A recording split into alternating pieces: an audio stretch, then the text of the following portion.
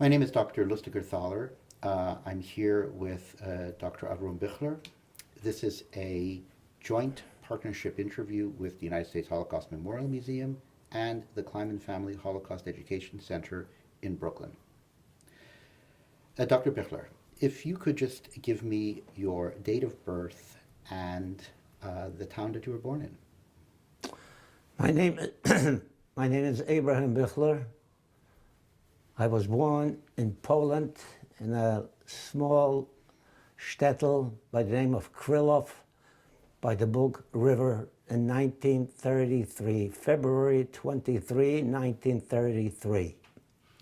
Tell me a little bit about your life as a child growing up near the Bug River. Okay.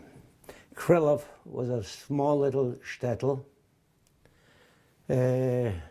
Most of the people, many people had nicknames pointing out their shortcomings or their traits or whatever. Many people believed in ghosts and all kinds of things, superstitions, and so on. What do you mean by that, superstitions? Superstitions, for example, if a button fell off my shirt and I came in and I said to my grandmother, to my mother, button fell off. Before they would sew on the button, I had to chew a little piece of a thread, so my seichel, my brain is not going to be sewed up. Something to that effect. Very silly things, but this is what many people believed. If you walk through a window, they said you will not grow, or something to that effect. And they believed in a lot of these things, believed in shadim walking around in the streets at night, and all kinds of things, of course. Shtetl was like many other shtetl. I was from a family that was quite well off. Others, unfortunately, many were not. And I remember many times on Friday nights we used to have what they call a guest, but it really wasn't a guest, it was a poor person who came to town and there were no hotels or anything there. So we took him home, my father would bring him home and he would eat with us. Some others would stay in the shul, and the rabbi's wife would always bring in some food and so on and so forth for these people. That's what was going on in the town there. And I was, as I mentioned before, I was born in 1933, and I just began with a cheder, of course, but we also had a school, a Hebrew school in town.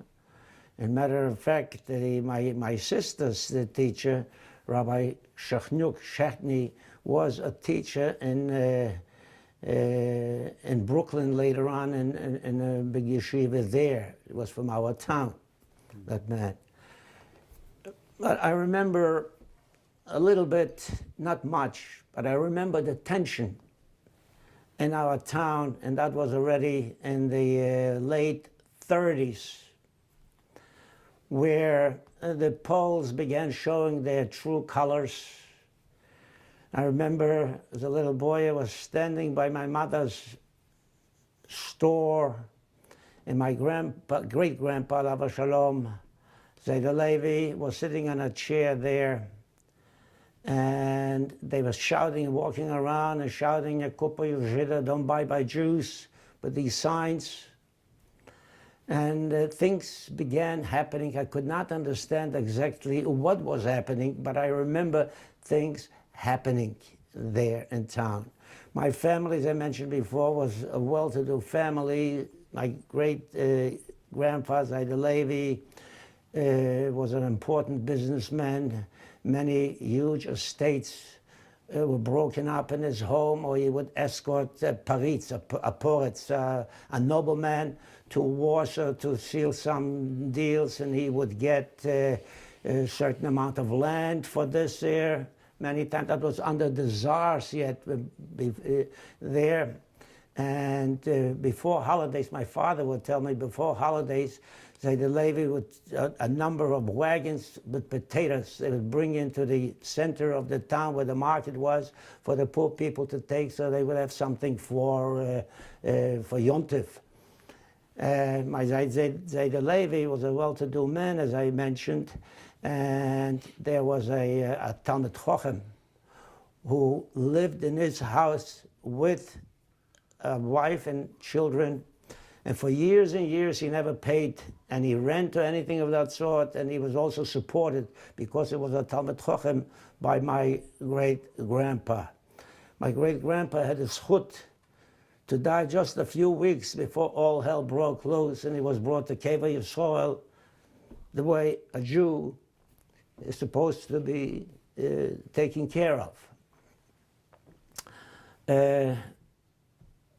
I guess it is history.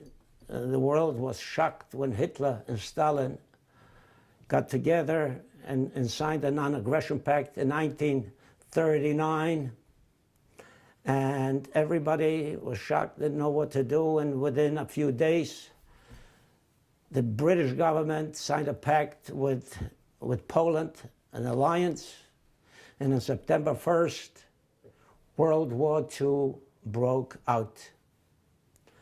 As soon as the war broke out, I still remember, because we did not see too many airplanes. We saw a certain amount of airplanes flying over us, and they must have been most probably German planes, didn't know what. We heard what was going on in Germany. That means when I said we, I mean my father and the others. I was about 6 years old and knew nothing about that. Knew what the Germans were doing, more or less. And we packed up everything. We put things on the wagon, and we crossed the Bug River that was not about maybe a kilometer from our house. And we stayed by peasants that my father used to do business with. My father used to be a merchant, buying and selling wheat, corn, barley, all kinds of things. And we stayed by the peasants that he did business with. We stayed in their barns. And I remember going around there collecting apples. They had orchards, all kinds of things. And some people came, and most probably we believe that they were spies for the Germans. And he got scared, and he wanted us out of there.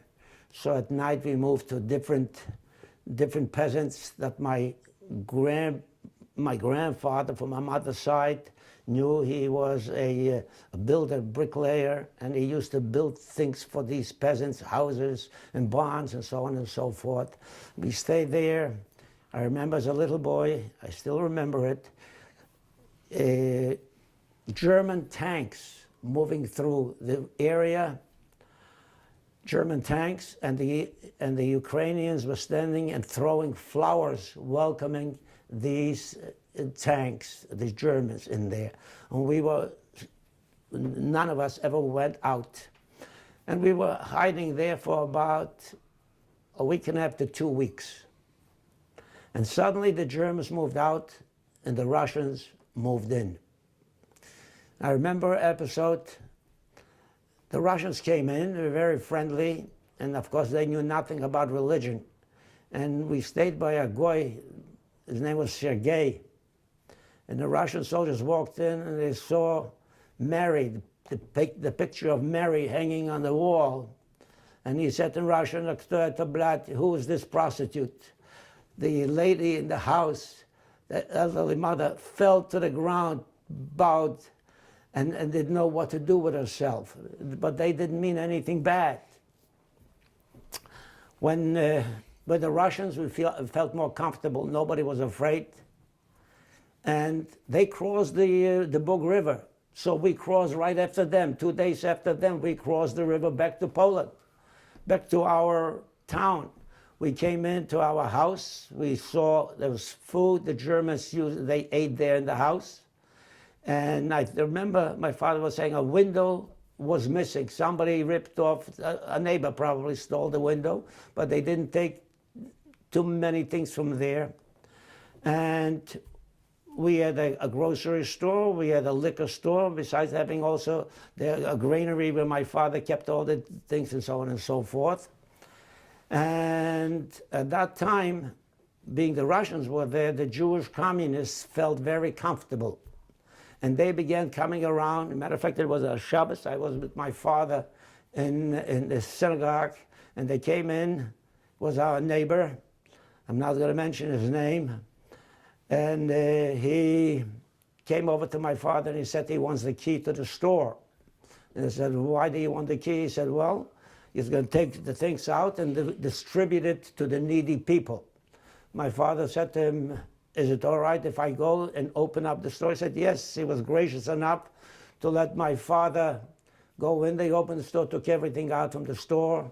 And not only from us, but from many other people, the same thing. And they went around in wagons distributing it to the peasants and so on and so forth. At that time, one of my father's cousins came back from the army, the Polish army disintegrated. And he came back with a rifle. Matter of fact, but the Jewish communists, the hatred for a person, they was from a rich family, his cousin. And they took him out. And those people came in and they had like the Ku Klux Klan, these hats. And they told him to open up his mouth and they shot him dead right through his mouth. And that was done by Jewish communists. And within a week or two later, the Russians moved out and we moved out with them because we were afraid of what was going on there. We crossed the Bug River for the second time. And we went to different places to cousins. We were in the city of Pritsk, and we were in the city of Ivanich. But we moved along, just my father, my two sisters, my mother. And the other family, my father's three sisters, a brother, his parents, my great-grandparents, they too moved. They went to Vladimir Volinsk, and after a while, we joined them in Vladimir Volinsk by my mother's cousin. And we stayed there, and my grandpa, my mother's father and mother, my mother's brother, Yehoshua, his wife, and two children, and one aunt by the name of Rivka. And the woman that we stayed with was my mother's first cousin. Her name was also Rivka. And we stayed there for about maybe 3 weeks. Can't remember. And that was the first time when I saw a soccer game. Was there, my cousin was a soccer player, and it was more or less like across the street. And I loved that game very much. And everything was going pretty good, and we were waiting to see what was going on and what will happen. And we had a feeling that my aunt couldn't, that my mother's cousin, or she sent somebody, or she herself went to notify the authorities that some, what they used to call biežnices. Biežnices meant refugees. In a house, illegally, and one night, middle of the night, about 1, 2 o'clock, there was a knock on our door. There was a truck outside. Russian soldiers and police were there. And they gave us something like 45 minutes or so to pack up everything. And my father tried to prove that he was born in Vladimir Volinsk. It did not help. Nothing helped. They put us on a truck and they took us over to the railroad station. On the railroad station, there was what they call in Russian a shalon, a transport of God knows how many cattle cars. And these cattle cars, they shoved us into a cattle car with many others. We stayed there for about 3 or 4 days on the station in these cattle cars. And these cattle cars, the smell was unbelievable because they used to transport animals in these cattle cars. They never washed anything, they never did anything. Our family tried to help us. And I must say, I remember one thing. One of the peasants that we were hiding by owed my father money. And that man somehow found out where we were, and he came over there and he brought 2 sacks of sugar to pay what he owed my father. And it came in very, very handy later on. But none of our family came to see us. They were afraid that they'll grab them too. The only one who did was my grandfather, Zayda Bell. He rented a coach, what they called, and he passed by the train and waved to us. That was the last time we saw Grandpa. We never saw any member of our family again, never. After about 3 or 4 days on the train, they locked us in there. It was packed with people. The Russians were very gracious. They allowed you to take anything and everything that you wanted. And the train began moving. In the beginning, the first week and a half, I would say, the 2 weeks, the train moved and moved, practically stopping only at night. At night, they would open up these doors, and every wagon they brought in a kettle of hot water, which they called soup. You'd find there a few noodles chasing each other around, and every person got a certain amount of that water, and that was it for 24 hours. That's all what we had there. But we had some things with us that helped a little bit. I remember that, by the way, in the train there was by one of the 2 doors there, and 4 little windows on top, on each side too. And there was like a triangle cut out by one of the doors, and that served as a bathroom. We encircled it with a blanket to have a little bit of privacy, and that was it. There's no water to wash your face or hands or anything. And after about a week and a half or so, the train began stopping during the day. I guess not because to help us, but Russia had only one rail, not like in the United States. They have one rail going one way and the other one coming the other way. There's only one. So many times you have to move aside to let other trains pass. So after about 2 weeks, they were sure that nobody's going to try to escape or run away. They allowed the doors to be open, and when the train stopped, people would run down and try to make a little fire, and with that hot water that they gave us, to cook some kind of a little meal to eat. And also many people tried to go down and go beneath the cattle car to relieve themselves a little.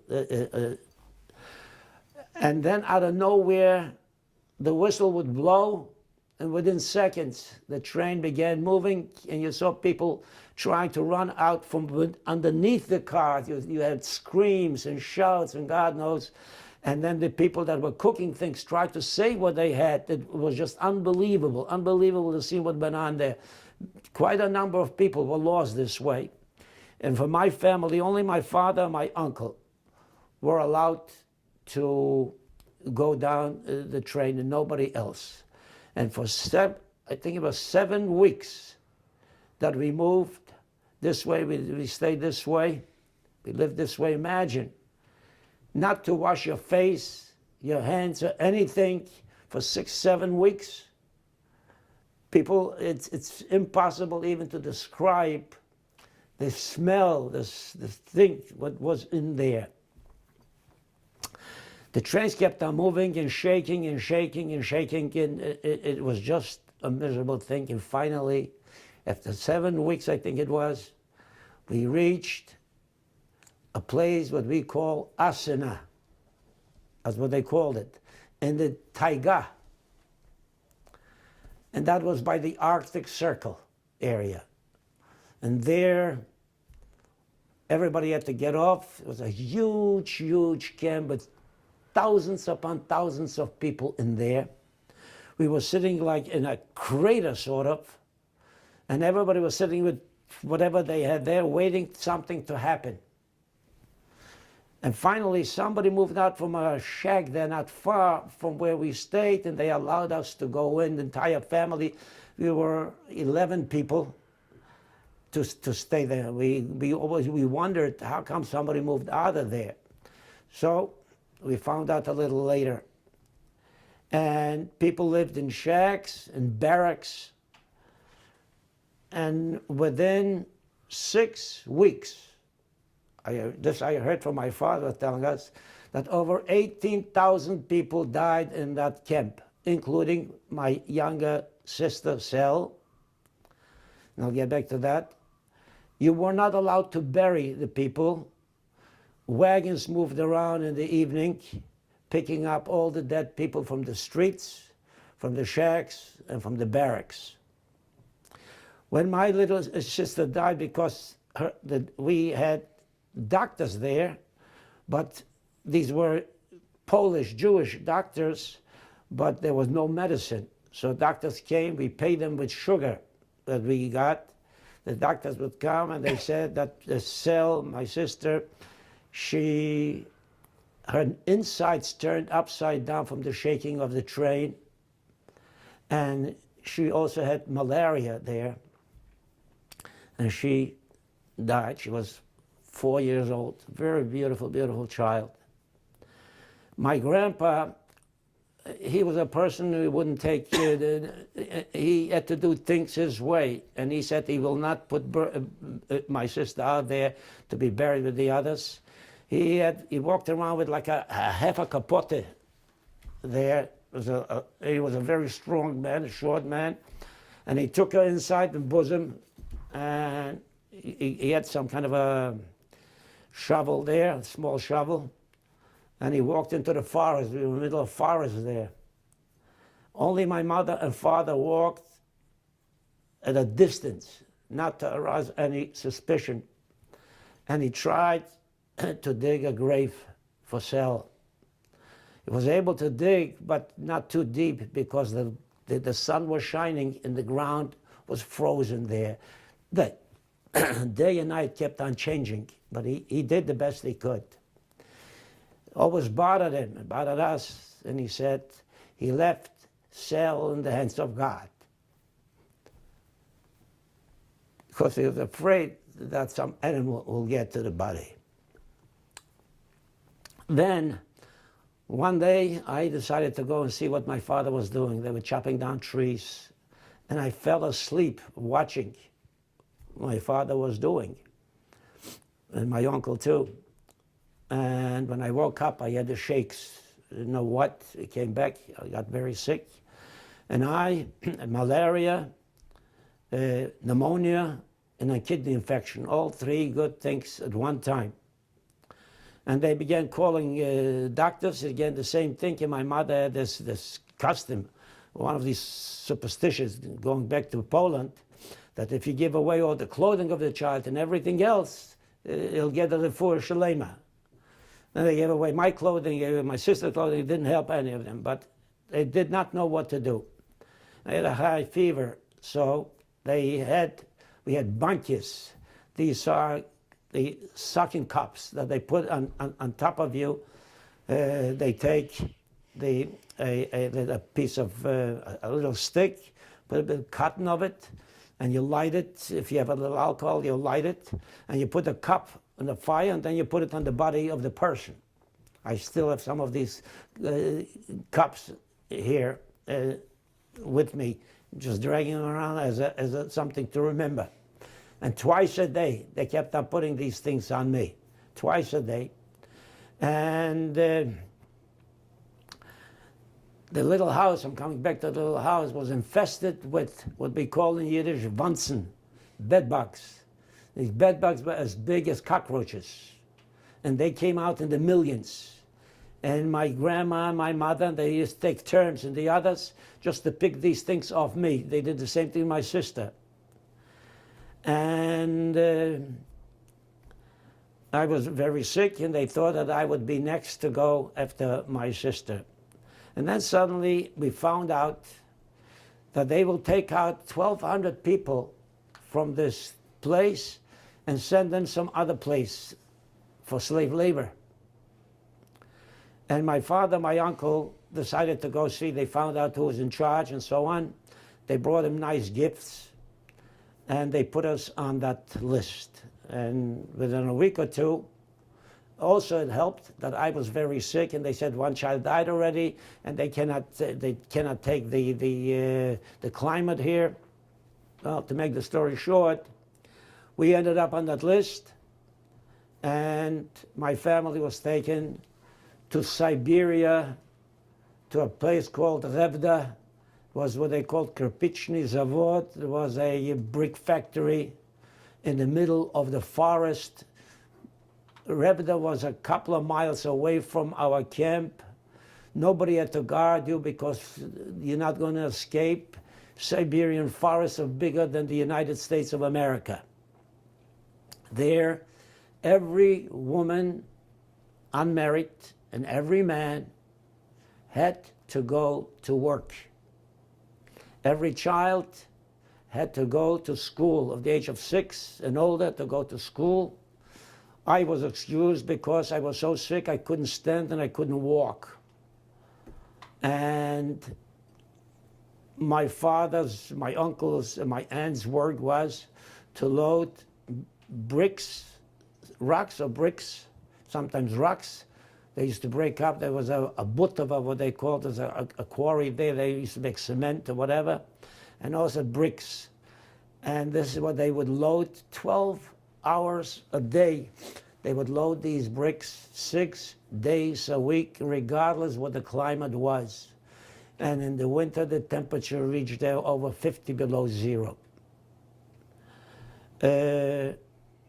If you came 5 minutes late to work, the first time you were excused, the second time you'd get a half a year jail. So my father and his group that worked with him made a deal with the authorities not to be marked late, but they will come to work whenever they need him. They had a system. They'd blow the whistle 3 times. That meant that they would have to go to work. And sometimes in the middle of the night. And sometimes my father worked 16, 18 hours a day loading these bricks and on these things. Before Rosh Hashanah, the authorities told us that we have to chop wood to prepare for the winter. In the winter time, you were not allowed to go into the forest to take a piece of wood. You'd go to jail if you do that. And I remember that well, because whenever my father or my uncle were able to steal a piece of wood someplace in the winter, they would put it in bed with me because I couldn't walk. So that piece of wood was lying in bed with me. They wouldn't search the bed. And so I remember that this episode, okay. We were fed mostly potatoes. We lived on potatoes 3 times a day, and people began making fun of themselves. And Zintig Bulbis, there's a song every day. Bulbis means potatoes in Yiddish, and Shabbos something new, a kugel from potatoes. But we were fortunate. My family was very fortunate because we sent letters to our relatives, my father's parents and sisters and brother and so on, and they began sending packages to us. And there wasn't a week that we did not receive 1 or 2 packages, mostly food types. That helped us a great deal. And I remember Passover, and we received enough packages of matzahs to have enough for the 8 days. But my father, my grandpa, may they both rest in peace, came to the conclusion that it's not fair that we would have matzahs for all of Yontif and all the other Jews, and there were many, many very Orthodox Jews with us there. So my father and grandpa decided we'll keep for the first 2 Sidurim whatever we needed, the matzah, and we distributed, we gave it away. To each person we gave a certain amount of matzah, so they should have for Pesach. And these people thought it was manna from heaven. Manna from heaven. And besides, we had potatoes. And we did not complain about the potatoes because we knew that could be worse. And the last 3 months, that we had 2 or 3 months in Siberia, it was worse. We did not have potatoes. They had a lot of onions. Literally brought as much onions as you want, but you can't eat onions if you're hungry. But that was it. The children were indoctrinated with all kinds of things about the greatness of the Soviet Union. And then, of course, among our Jewish people, we had informers. The Russians wanted to know who were the bourgeois, the rich, because after all, being rich is a terrible sin, and they wanted to cure this disease, so to speak. So they came around searching. And our neighbor next to us, they found that he had 3 golden watches. So that was a bourgeois, that was a rich man. They threw him in jail, and he was in jail. My father had a watch, which I still have it. I have it in a safe. A golden watch that he got either when he became a mitzvah or a wedding, I'm not sure. Beautiful golden watch. He was so scared that he took it into the forest and he buried it there. It was buried for about 16 months in the forest. And then we got it back, and I have it. So then they came around searching to us too. My grandpa didn't work, he had a beard and pace and so on. And he was an elderly man in the 60s. And they was checking through the suits, the jackets, and they ripped the pockets. And my grandpa said to them, "What are you doing?" Said, "We are searching for things that you bought on the black market." Used to have people come around, the peasants from there used to sell things. And he said, "In the pockets, you're looking for the food?" They told him to shut up, and they kept on doing it. But thank God they couldn't find anything. And that's it. And we lived this way and stay. And also, by the way, the adults had to go sometimes twice, 3 times a week to the recreation room that every barrack had. And there they would listen to the representative of the government, and they tried to tell us the greatness of communism, how they relieve you of everything too, but how great it is and the philosophy of everything, and they wanted to make communists out of us, and you had to play along with them. Sometimes some Russians would come and they would sing and dance, and the director of the camp would come and make sure to see that everybody joined in and so on and so forth, because you did not want to be a person stand out of anything and so on. Holidays you could not observe. You had to work on Shabbos or Rosh Hashanah, Yom Kippur, makes no difference. But I do remember, as I mentioned before with the wood, we chopped the wood, and we had a double room for a family of 11 people, and most of the room was covered with wood. The only we had the Pesach, we had my father, my uncle, my aunt came back, and we made a very fast Seder. Nobody had a goddess, only what we remembered by heart, my grandpa, and so on and so forth. Kiddush, of course, everybody knew, and so on. I remember Hanukkah. This I remember. Why? Because grandpa, we would take a potato, cut it in 2, make a little hole in it, put a tiny bit of oil, a little bit of cotton, and would light it, and he would say the bracha.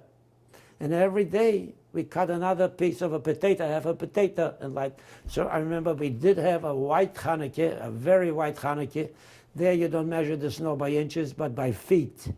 And schools are always open regardless of what the weather is. The Russians, many Russians, and I, because I was so sick, and my sister was such a good student, we got valinkis, what they called. These were like boots made out of very thick wool. And no, you don't feel the cold when you walk with these things, you don't. The natives had these things, but my father didn't. He just had a pair of shoes, and that's it. And they had to work outside. And what do? You know, necessity is the mother of all inventions. So they took rags and put around the shoes and poured water on them.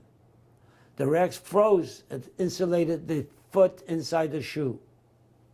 And this is how they survived and worked.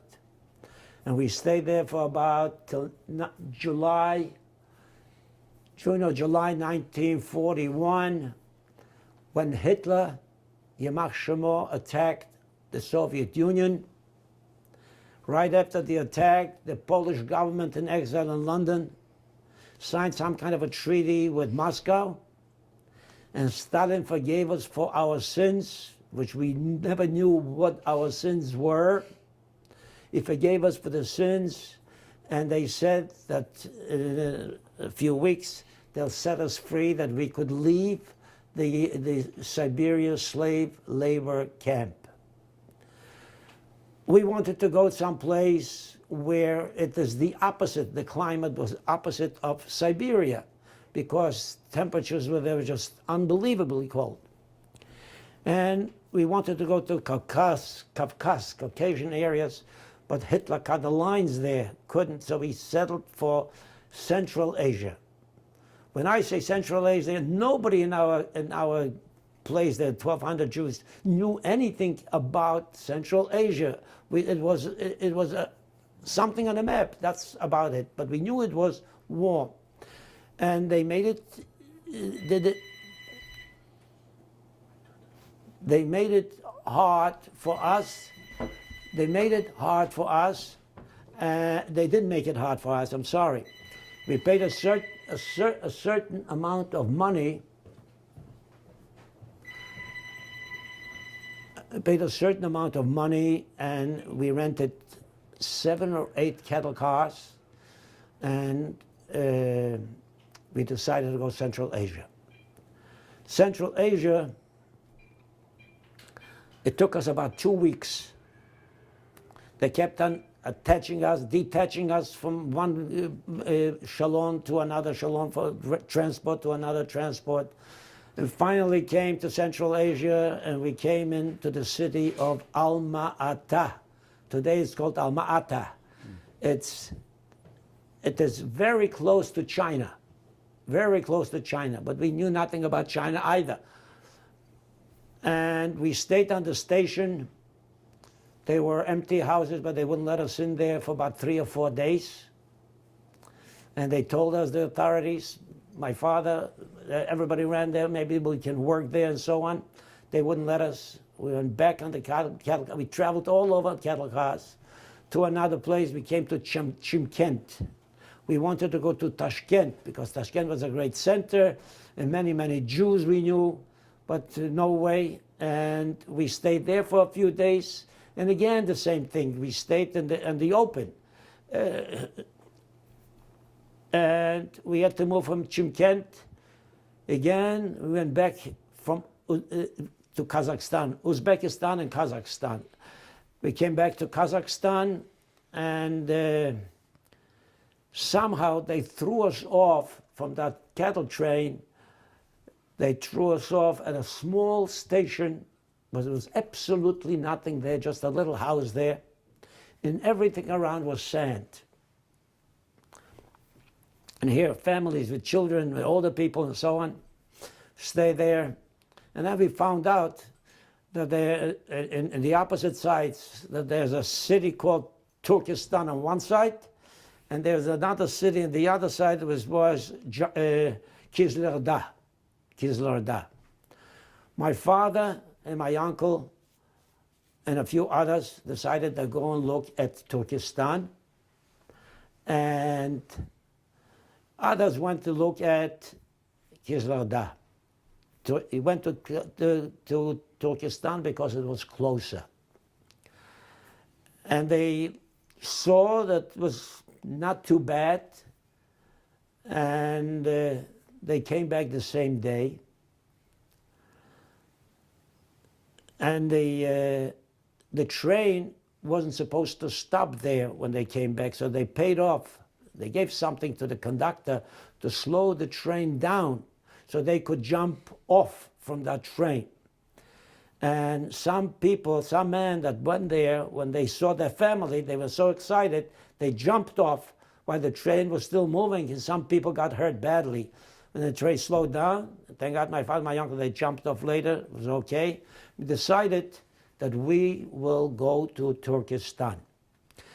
Lucky for us, the same day, another train stopped there. All we're talking about a train with these cattle cars.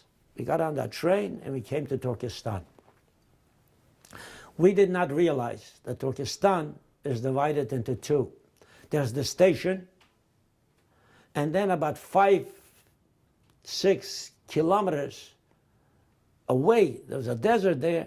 After that, there is the city of Turkistan. We knew nothing about it. So we stayed on the station thinking what to do. Meanwhile, a few trucks pulled up, took us, threw us on that with all the things we had on these trucks, and took off with us. We did not know where or what. And they brought us to a kolkhoz, what they call. It is a collective farm, Russia. And there was absolutely nothing. There's a man waiting for us. And we saw that we will die in that place. There's absolutely nothing there. The women began crying, the kids began crying, and the trucks took off. Slowly they moved, and we ran after those trucks. I'm not going to exaggerate, at least a kilometer. How many of you were there in the family at that time? Not only my family, there were other families too. There were about 50, 60 people in there. And a number of trucks were there. And finally, when they saw that we mean business, we are running after them. And meanwhile, they kick up all that dust because there are no paved roads. It was just sand. They stopped. They took us back to the station. And as soon as we got back to the station, we realized that we cannot stay in the station. My father and uncle and the others ran, and they registered for work. And we rented what they call a kabitka. Kabitka was a little house. All these places were made out of mud, literally. By Uzbek, we rented 2 of these kabitkas. And we began settling in more or less. It was on, I remember the name of the street was Revda Street. I don't remember the number. And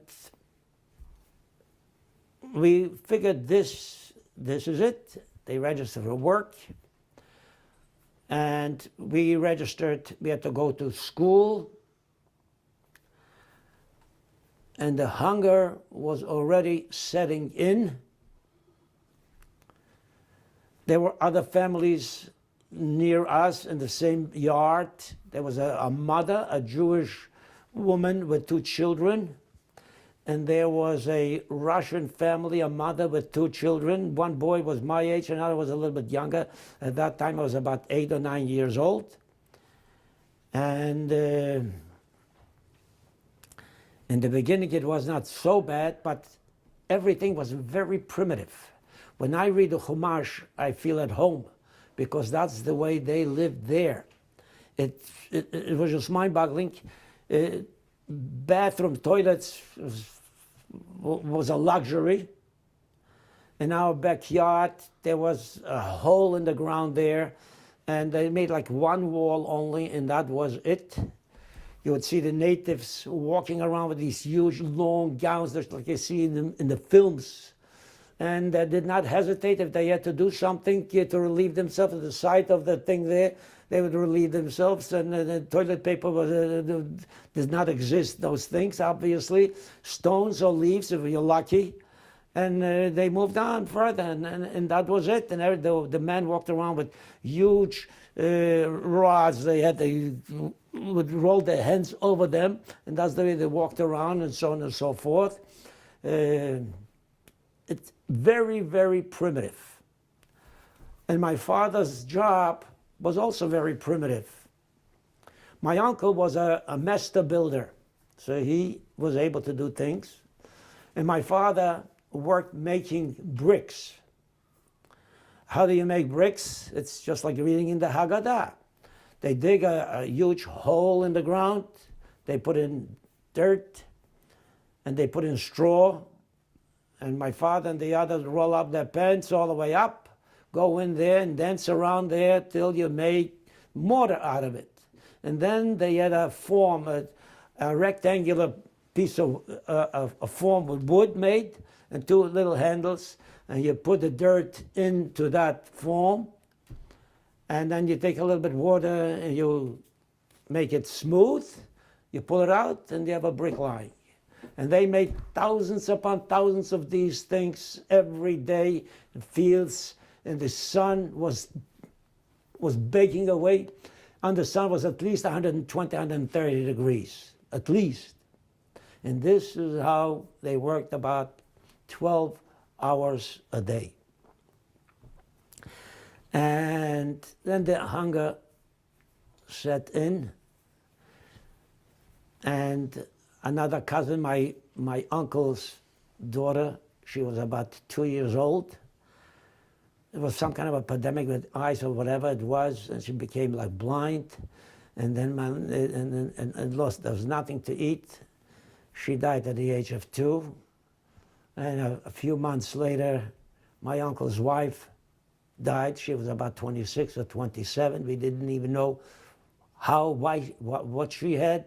Nothing. There was no medicine, nothing. If you went into the hospital, hardly anyone ever came out of a hospital, so they didn't even bother going to the hospital.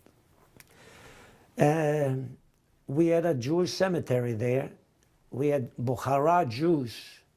There were quite a number of Bukhara Jews that lived in the city that was away from us, but there were also a certain amount of Jews on the station, what they called in Turkistan. My grandpa got to know a Bukhara Jew by the name of Aaron, and he must have been a leader more or less in the community. And my grandpa and a few other elderly with him decided that they'll set up a synagogue, a small little synagogue, because we claim that we are not Russian, we are Polish Jews, and they need a little synagogue. And the authorities didn't fight too much with us, and they permitted it. And Aaron, this is what I heard, the story, that they went to the cemetery, they dug up, it was buried, a Sefer Torah, and they opened up a little synagogue, but the Russian authorities kept on watching who was going in and who was coming out from that synagogue. They did not like the idea of young people going in or out, so very few, only the elderly people would go in there. But at this time, hunger set in. And you saw people dying left and right on the streets, lying. They tried to go what the Russians call the Pomoyna Yama, the place where they kept all the dirt, the garbage, where they threw away all the things there to see if they can get, never made it to there, they died on the way. I remember a doctor and his son from Warsaw, a Polish doctor, a Jewish man. You saw the man was so, he couldn't do any physical work. It was impossible. His hands were not for physical work, neither his son. And he'd come to us, and my mother used to add on some water to the what they call soup, and gave him a little bit. We found him later dead in the streets. Both of them died of hunger. Thousands of people died of hunger. Thousands and thousands of people died of hunger. We lived there on the Revda by a Babai. That Babai was the owner. He must have been a religious leader there. He would sit in front of his house, and with these, they had these pearls or whatever, and there was a samovar of water. They had a donkey next to him, and there was a dog there. And he had plenty to eat, but he never shared anything with us. I mentioned before that there was a family, their mother with 2 boys, Russian. The father was on the front line. One of the kids, they were so hungry, bit off the tips of his fingers of hunger. It's just unbelievable. We walked around half swollen, literally, just drinking water and eating, looking for something. I till today, I can't understand that I wasn't poisoned with the things that we ate. You name it and we ate it. Sometimes we would climb up on trees. There weren't too many trees. And I remember the trees had leaves that were sugar-coated sort of on top. And we would chew the leaves and then spit them out. Chew the leaves, we get the taste and spit them out. Acacia trees, they had, in the season, they had flowers. We used to eat these flowers. Pull out the flowers and eat them. And today when I go in the park, when I go for a walk in the mornings, when I see these flowers, I take these things and I eat it. And I say to myself, oh my God, I used to sit for hours and try and eat these things, and so on. And many people paid with their lives. Many people paid with their lives. The hunger was terrible. Later on, they began giving out cards, and every person, a bread card, would get 300 grams of bread. If you worked, I think you got 500 grams of bread. Now, I'll get to that bread a little bit later. Meanwhile, my uncle was, as I mentioned, a master builder, and he began building things for people there, for the big shots, and they liked him, so they got better jobs. He could do some things. In Russia, if you worked in a place where you could steal, that was ideal. If you couldn't steal, you couldn't live. So we found out that there was a area in the town by us, had a huge wall around it. Most of the houses had walls around it, and the walls were very thick. The thickness of the walls were maybe 1.5 feet. For the natives used it to walk on these walls. They walked, instead of the streets, they used to walk on the walls. And that was a big area, maybe at least in that area, in that courtyard, at least a couple of acres. The courtyard was so big. In that courtyard lived the chief of the KGB, the NKVD.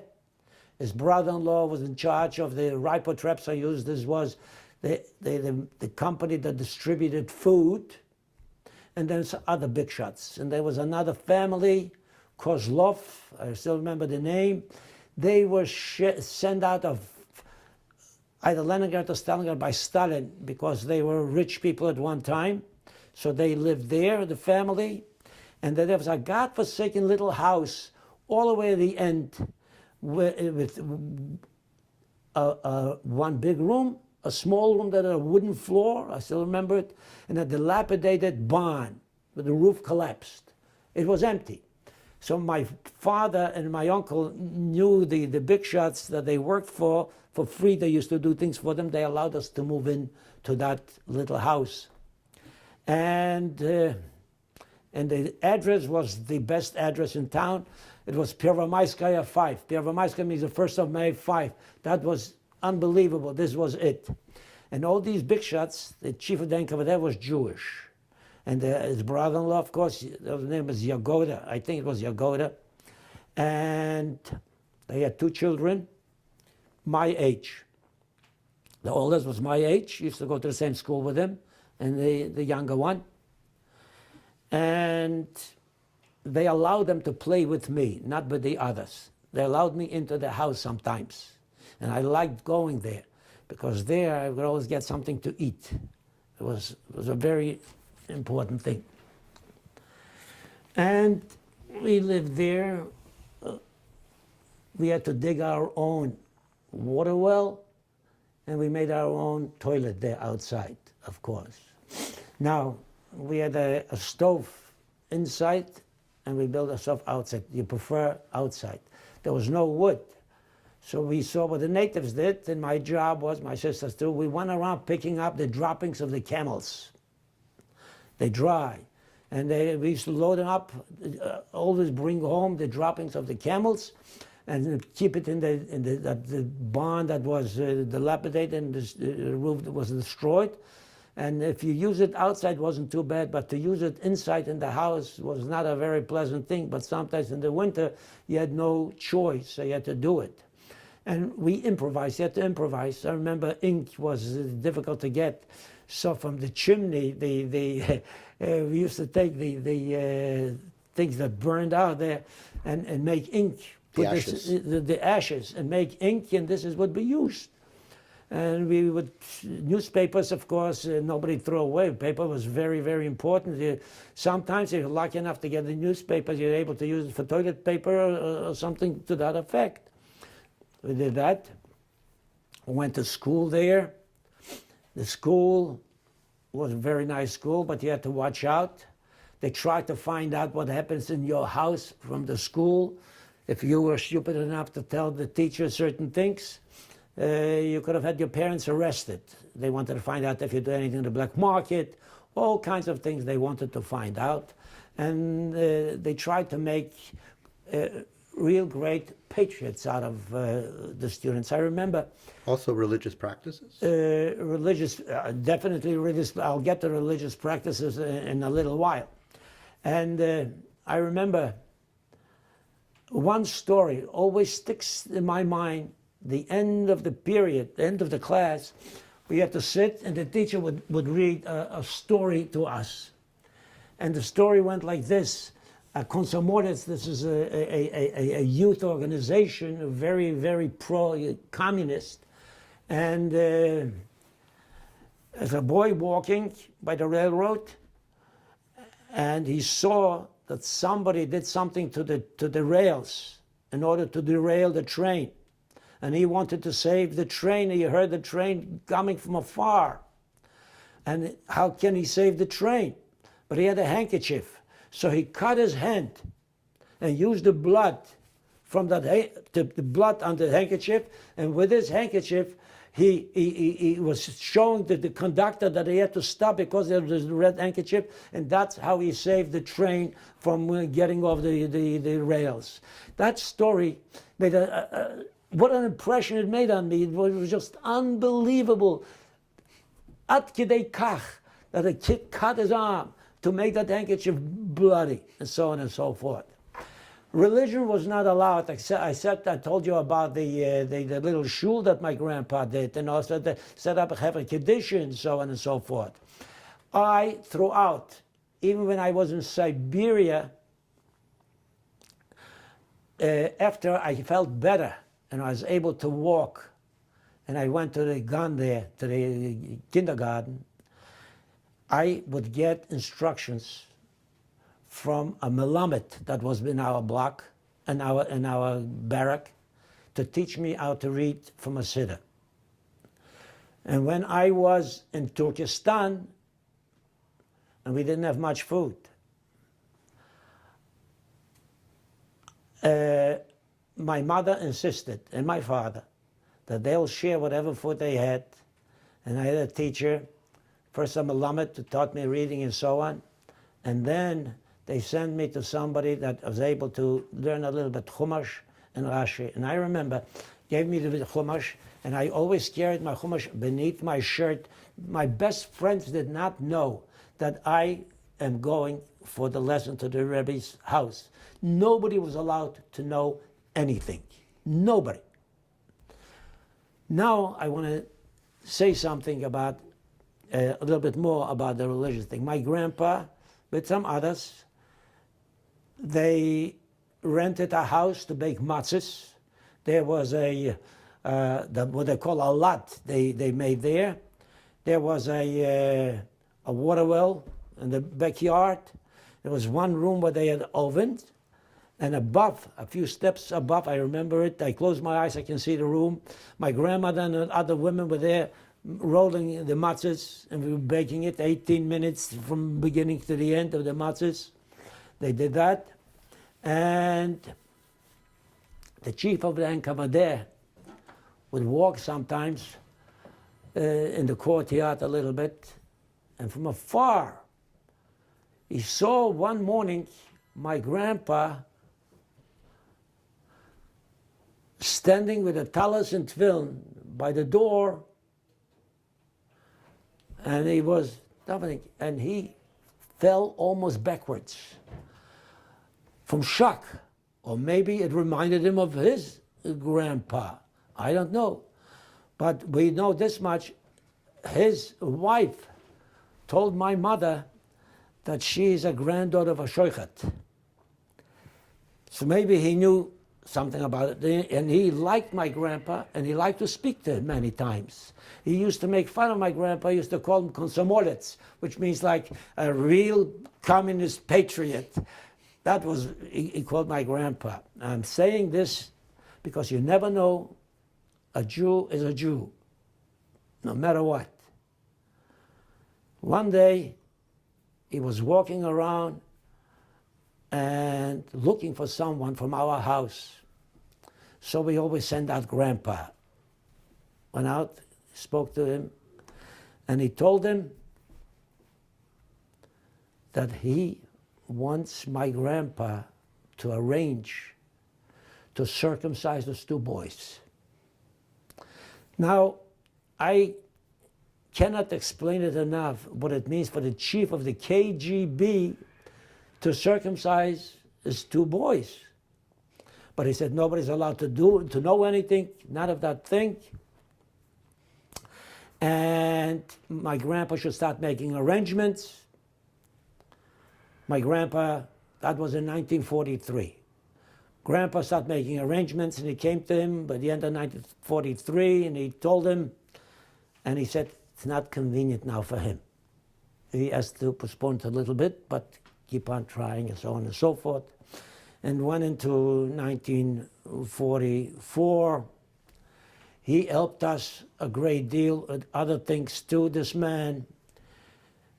In 1943, 44, the Russians began going around and kidnapping people middle of the night and sending them to the working front.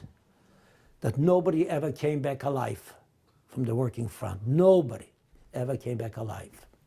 And they would come in, grab the man, and he would tell us sometimes, and he would say, he walk by, he said, it's going to be a happy night, nice night tonight.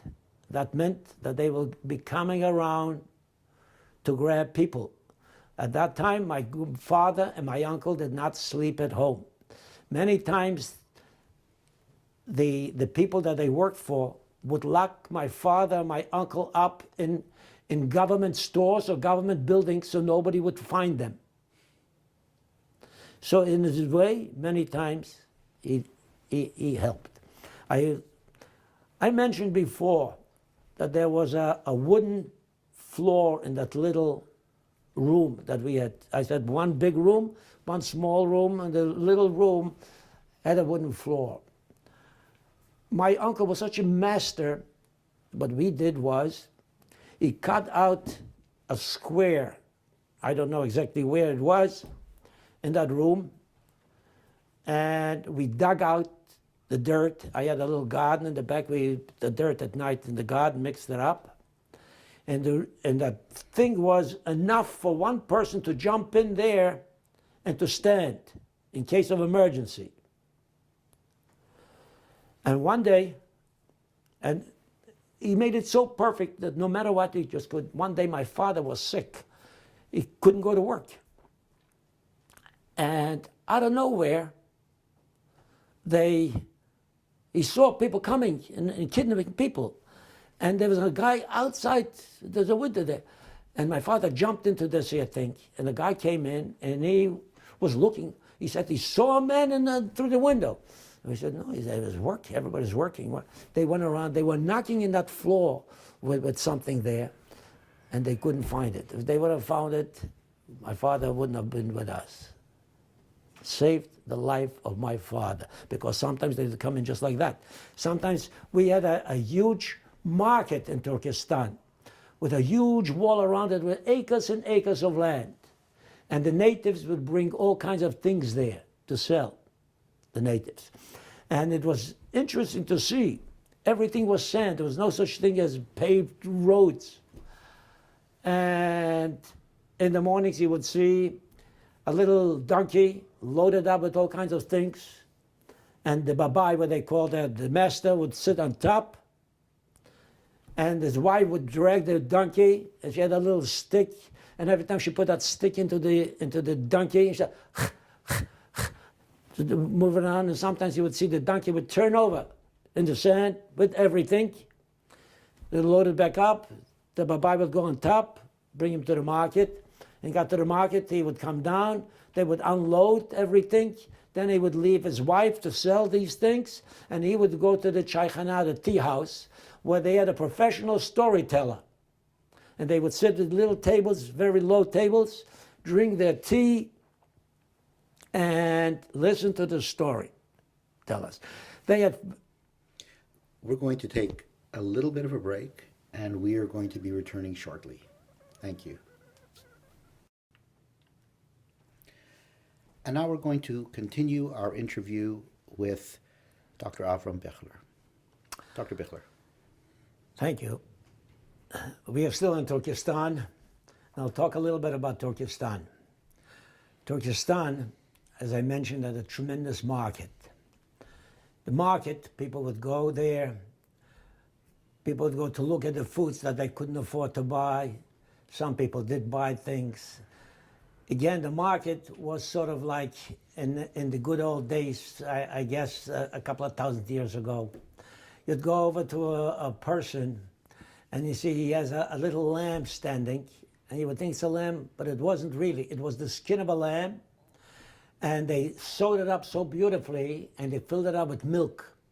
And it would stand, and by the nose, whatever they had something, if you wanted a cup of milk by, it came from that thing. There had no refrigeration, there was nothing there, so on and so forth. And in Turkestan, they had what we call chapas in Yiddish, a chapa, grabbers. People were so hungry, there was one grabber that everybody had to watch out.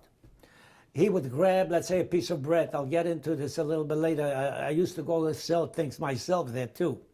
And what happened was he would grab the bread, shove it into his mouth as much as he could, lie in the sand, eat the bread, and the people would beat, like without rachmonis. It didn't bother him. And I saw once a beating like that. They all carried sticks. They would hit him with sticks, and the man didn't move. His ears almost came off for a bit, and the man didn't cry, didn't move, nothing. Hunger is worse than death. Death is a relief. Hunger is the worst thing that you can imagine is hunger. And in that market, I used to go many times with my sister after the market closed. We used to go around picking up the pits from what they call uruk.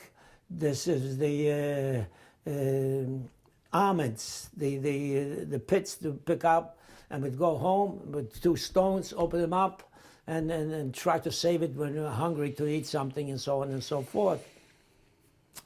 Nighttime in the summer, we used to sleep outside. You couldn't sleep inside because the houses, the room, they were made out of mud, and it was very, very hot.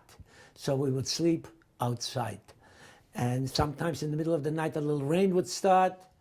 5 minutes, we'd grab everything, run inside, then run outside again, and go to sleep, and so on and so forth.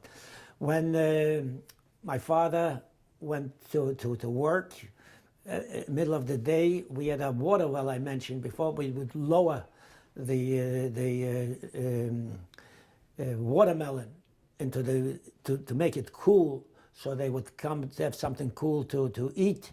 We would preserve it there, and also would put a bucket of water outside. So when my father would come with my uncle home, they were to wash themselves with warm water because it was so hot outside, it was just impossible. Used to walk around barefoot all the time in the summer because could not afford shoes, couldn't afford these things. They had to save it for when it's cold. And my skin was so thick that I could walk literally on glass, it wouldn't bother me. But in the middle of the day there, even the natives couldn't walk barefoot. And the older ones, we couldn't understand them. They used to wear like fur coats where the fur was outside and the skin was inside, and they said that kept them cool. And the young ones, if they wanted to walk sometimes in the middle of the day, they had a pitcher of water, they pour a little bit of water and put a foot down. It was so hot, it was just unbelievable. And when we slept outside in the beginning, we didn't know what it was. We would hear somebody singing out things.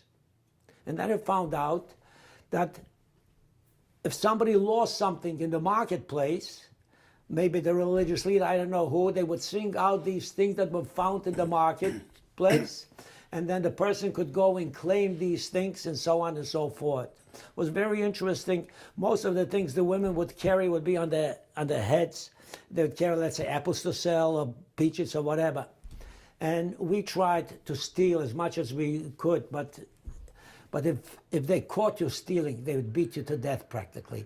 And some boys would take a piece of rods, let's say, and twist it, and they would follow a woman that carries things on her head, and they would hit that apple with that thing and take it, put it in their bosom. They would steal things this way.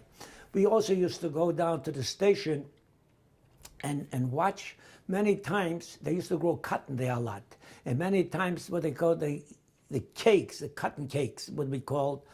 That was they remove the seed from the cotton, and they make oil from that seed. And whatever's left, they turn it into cakes, let's say like a foot by 2 feet. And this was used either for fertilizer or for animal food. We used to steal this from the open platform, the cars with the open cars. We used to jump on these things and try to steal as much as we could, and this is what we would eat. And I remember with a group of boys, we used to go around, we had slingshots, and we would kill birds, try to hit birds, and make a little fire, and roast it, and eat a little bit, whatever we could eat. One day, we found a porcupine, and we said, wow, we're gonna have a good meal. And we made a fire, and when we burned the porcupine, there was nothing left of the porcupine. We were very, very disappointed. At certain times, I used to go, depending where my father and my uncle worked. Once, I remember they worked in a place where they were training pilots. I walked there, and they allowed me to go into the restaurant after the pilots left. If they left something to eat, I would be allowed to eat it. And one day I came in and I saw somebody left pieces of meat. I said, wow, there's no OU on it, but I decided it's good enough. So I wanted to eat, cut off a piece of meat. I chew, no matter how much I chew, nothing happens. So I cut smaller pieces and swallow it. Then I found out it was from an old camel, that meat. But it served a purpose, a little bit. Other times my father would work in the Zagotzerno, that was the place where they had all the wheat. Supposedly this wheat was for the people in case of need and so on and so forth, but everything was stolen. So my father would take along with him, in the beginning what they would do is my father would put a little wheat into his shoes. And so did my uncle. And when they came home, they were searched.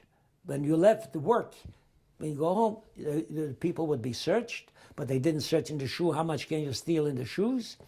And we would wash it, and we would borrow from the natives. In Hebrew, they call it rechaim, 2 stones. One stone is in the bottom, they were round, and the other one is on top with 2 little holes. In one, you put a stick in, and you moved it around, and the other one kept on adding on the wheat to make flour of it. And make flour, then would cook certain things, make certain things. But many times, many people couldn't digest it. They would vomit and so on and so forth. But then we came up with something else. My father would take along a small little bag.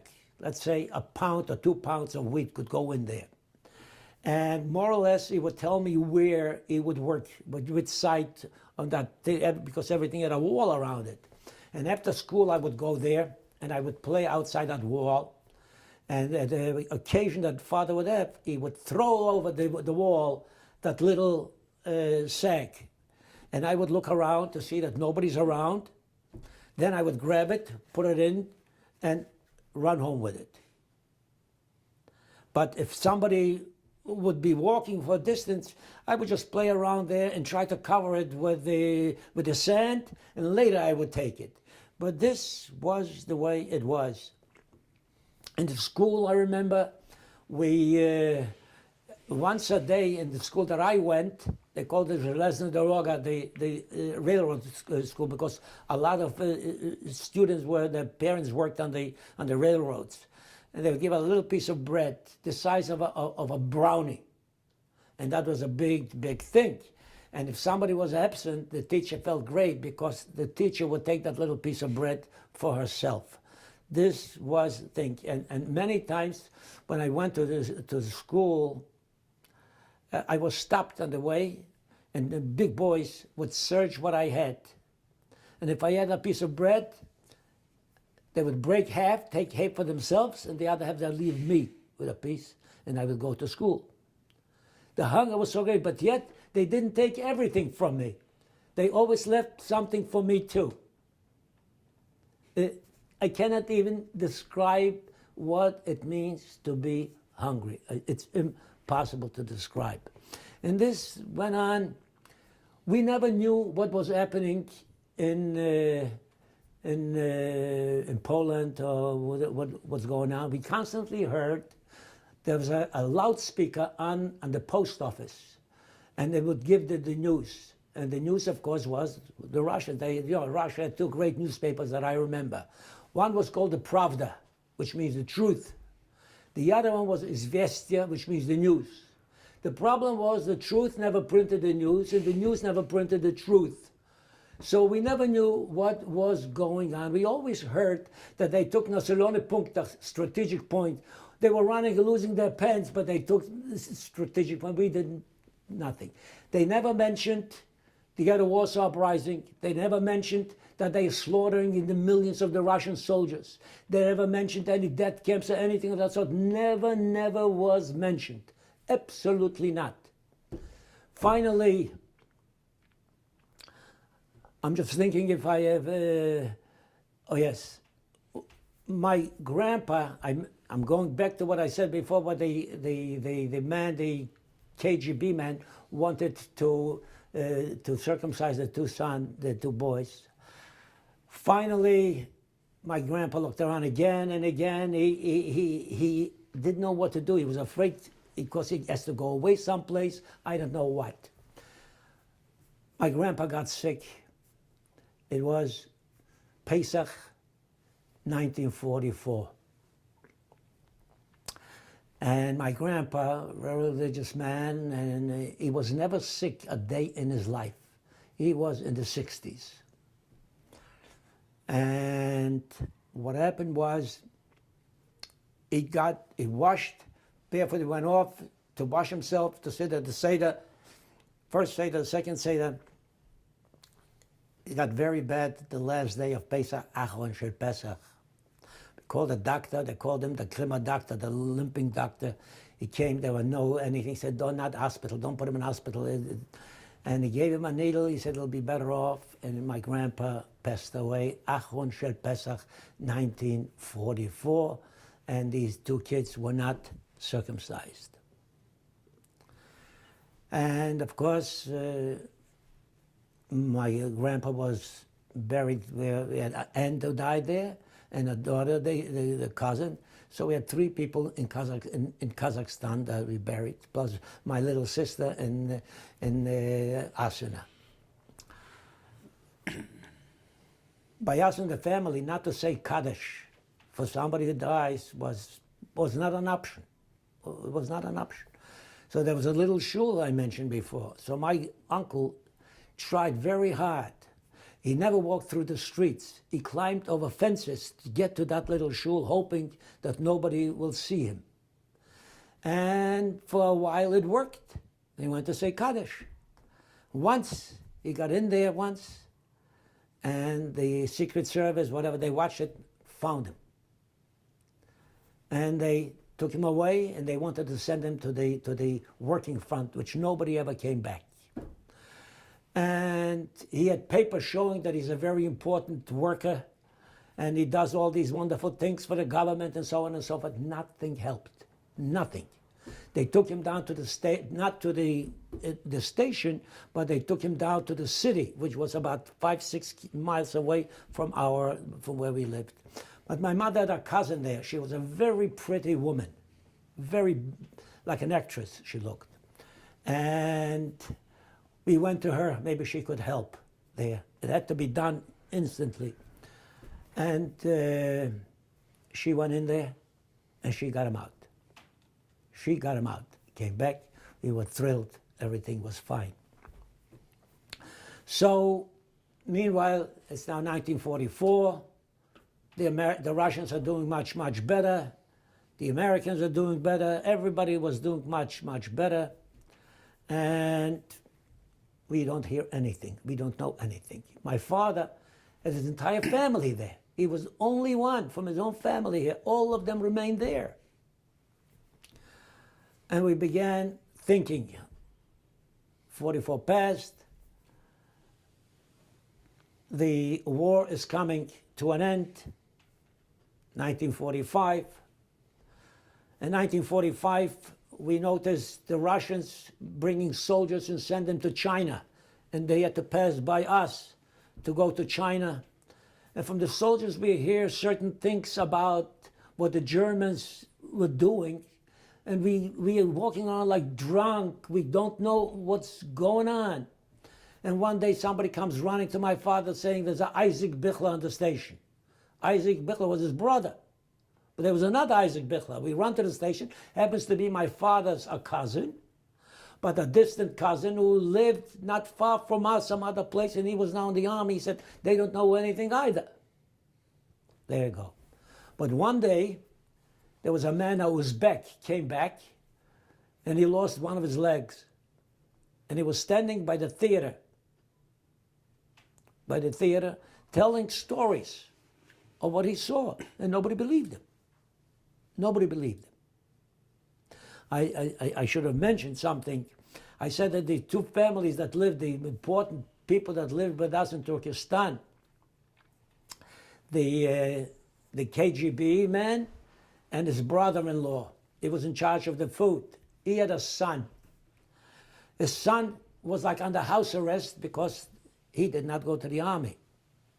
And they paid a fortune for him not to go to the army.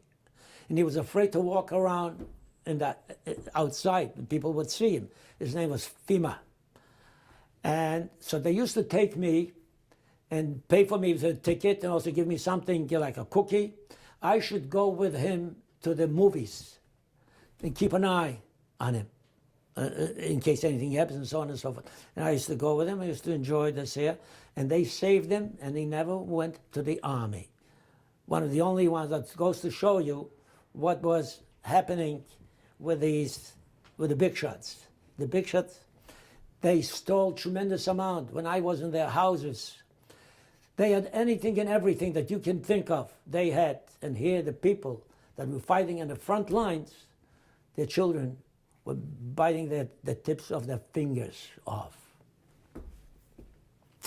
Finally, the war was over. We still don't hear anything. So we began making preparations. Maybe we can escape. Now, when I talk about escaping, people should realize I'm talking about escaping from Kazakhstan to Poland. That is thousands of miles we are talking about, thousands of miles. And the last place where they worked, the big man was a Bukhara Jew. It was Solomon Khajayev. Solomon Khajayev, his last name was Khajayev. Very nice man. My father and my uncle thought that he was more or less a traditional person, that they could trust, a Jew, a Jewish man, trust. And we knew that in Russia they had cards for bread, that if you have a special card for good for 1 full month, every week to take a certain portion of bread. So we said, if we ever escape, if we can get these cards, it'll be fine. How long would it take to escape? For a month is plenty. So we had one more thing left that we did not sell. My uncle had a bed cover made with golden thread and some very beautiful thing. So they went over to this man, Khajayev, and they said, is it possible for us to come to your house? He lived in the city, not in the station. He said, if you want to come, by all means, you can come. He was a very nice man. And my father, my uncle said, we will tell you the truth, what we want to do, because we know that you're Jewish, and we think you're traditional, and we can trust you. He listened, smiled, and they told him, we are planning to escape because can't take it, entire family there, we don't know what's happening. And he said, we would appreciate if you can get us these cards for the family. He said, I cannot promise you, but I will definitely try. All right.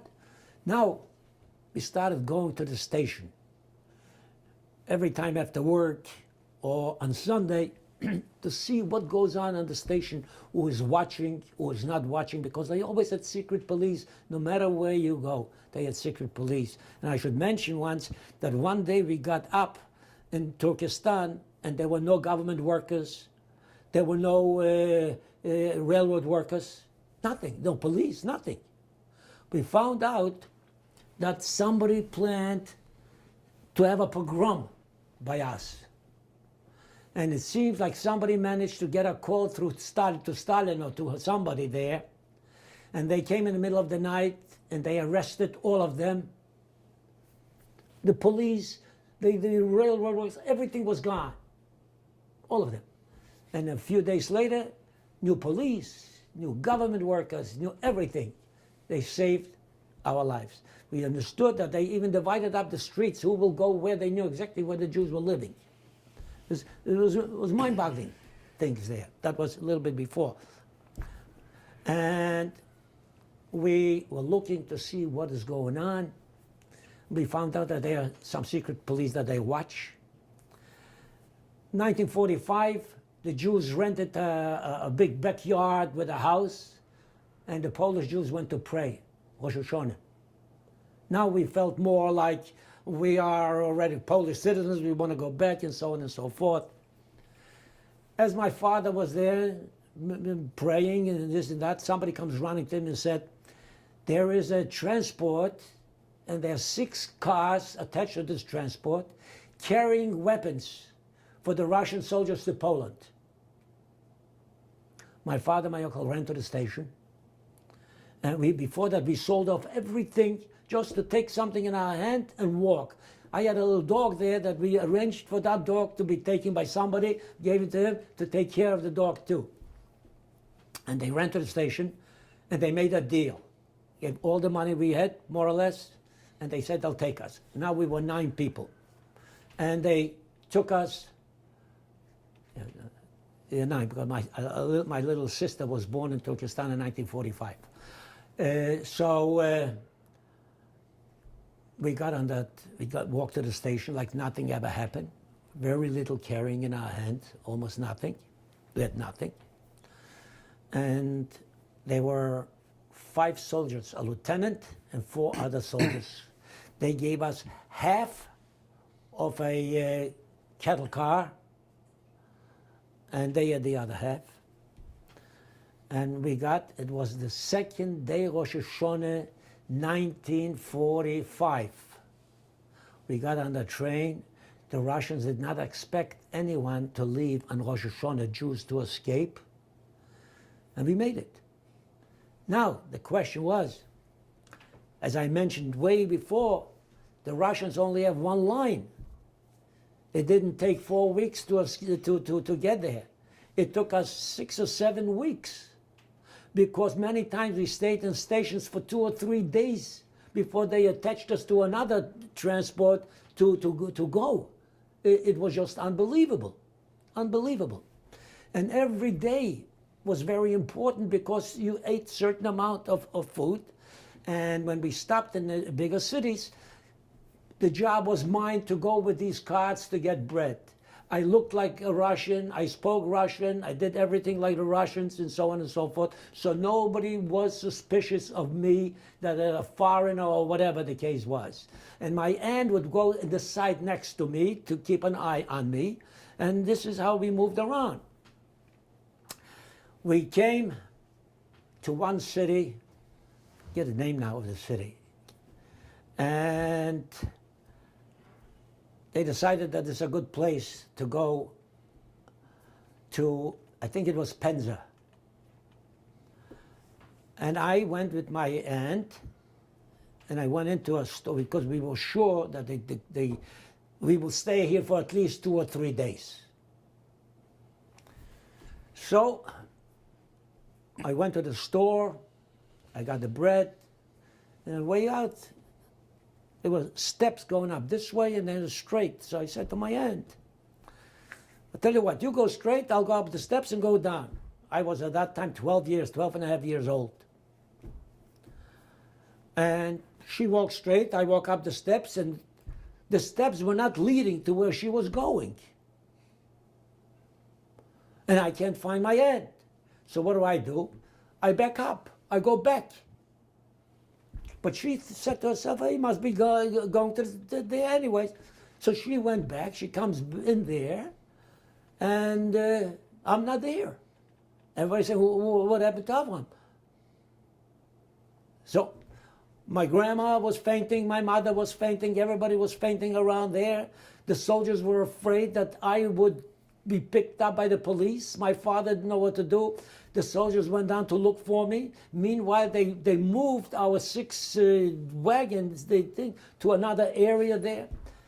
And then I began looking around, but I knew in those days, like Shalom Aleichem said, somebody asked Shalom Aleichem, what's the difference between a child and a grown-up on the Jewish street? And Shalom Aleichem looked at the person and he said, the only difference is the child has no beard. He's a grown-up, too. I was a grown-up. I knew I am not allowed to ask anything of policemen. I had to stay away. I crawled beneath the cars, the railroad cars, not to be seen by anybody. I remember the number of these wagons and so on and so forth. And every minute was like a year. And I was walking around like this about 45 minutes looking for the transport. Finally, I noticed a soldier from us, from my train. And then I also noticed my uncle looking around for me. I gave a signal and I followed them and so on and so forth. And I got on that train. 5 minutes after I got on the train, on that wagon, the train took off.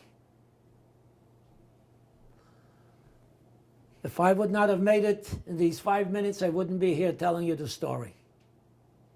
So that was one of the incidents. Then we kept on going. We came to an area, to a city, I forget the name of the city, and we had 2 locomotives pulling us up a hill. And then the locomotive, and they pushed us into by the end there were a lot of tracks in the station. We were all the way at the side there. And I say to the lieutenant, is it okay? Because we knew we'll stay here for a few days. I said to the lieutenant, is it okay for me to go down to relieve myself underneath the car? I said, yeah, sure, go. He opened up, it went down. As soon as I walked down, I noticed a policeman from afar. And I forgot already that I had to do anything. I ran right back up to the wagon. And I told the lieutenant that I saw a policeman from far. I don't know if he saw me. He said, don't worry. So I was there, and we were sitting on top. And there are the little windows you can look out, but nobody can look in. First of all, you're so high, and so on. So, and the policeman kept on coming closer and closer and closer to us. And I tell you, the heart of everybody was going, because if they find a family in a military transport, you're finished. We all go to Siberia. The soldiers and us, everybody would be in Siberia.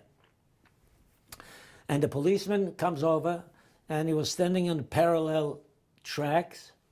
And I told you it was up the hill, so 2 locomotives pulled us. One locomotive detached itself, went away, and they came back to the opposite, to the other parallel lines. And the policeman wanted to know what a child is doing in a military train. And the lieutenant was standing with his machine gun. He had the round one with 72 bullets. The door mostly closed.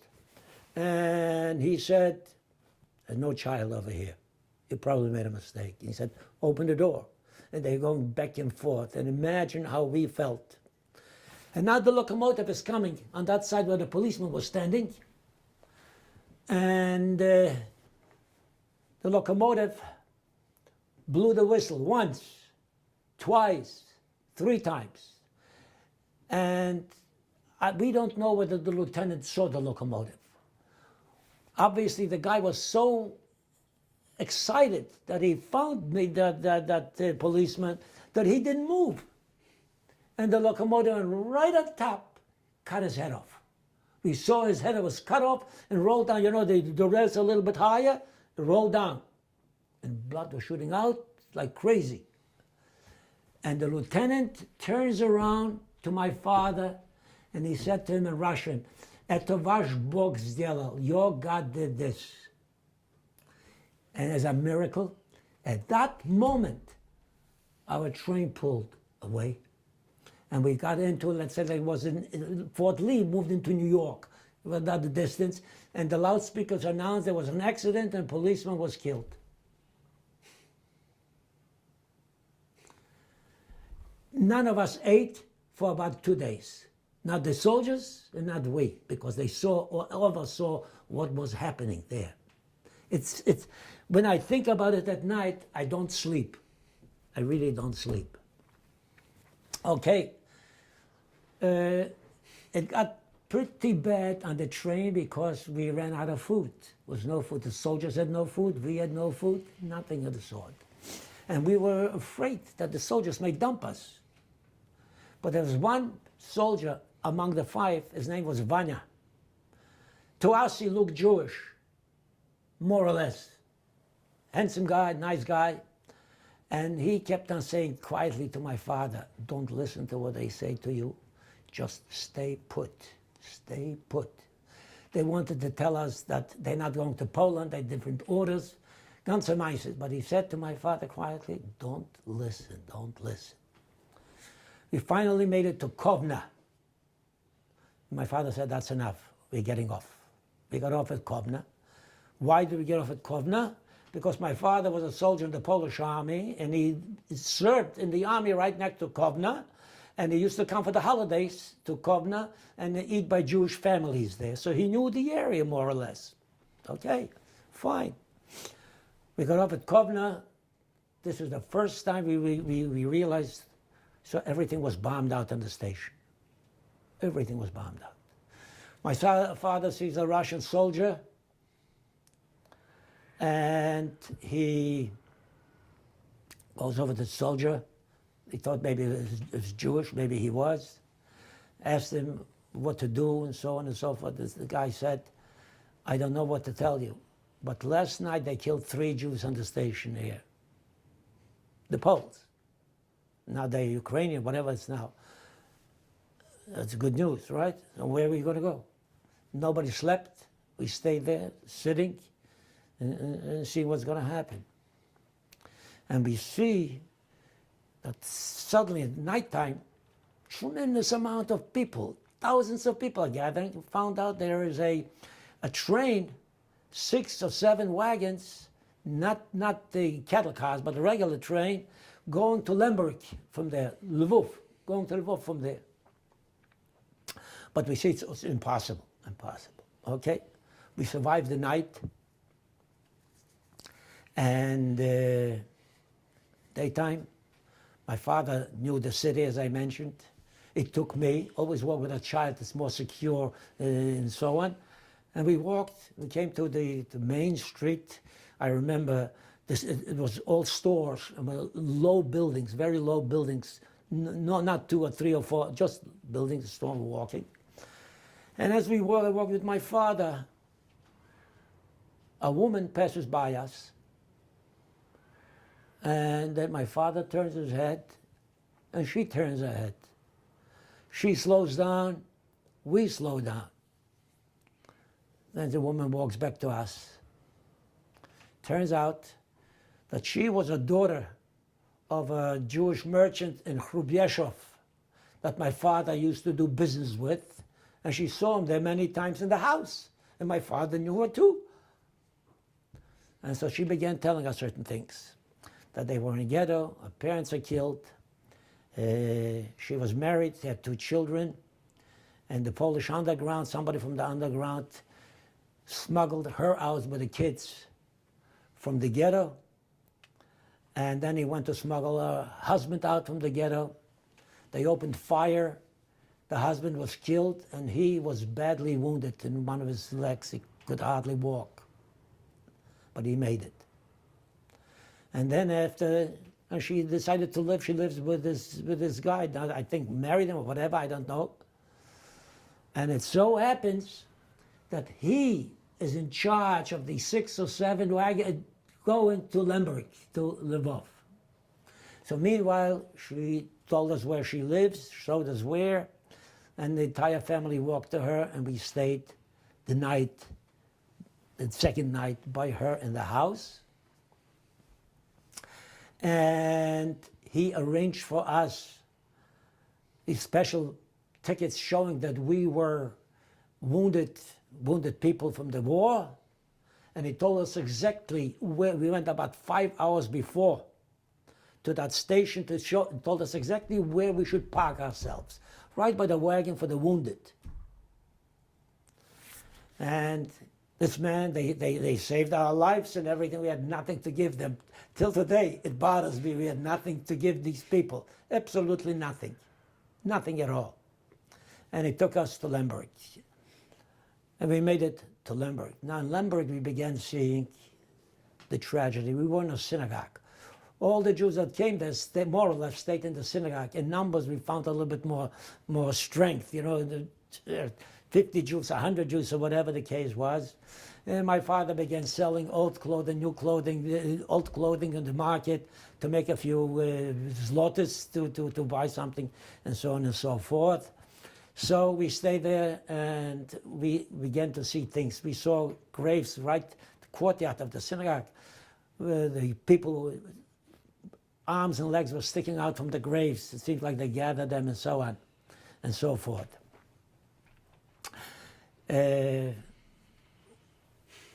This went on for about 2 weeks we stayed there.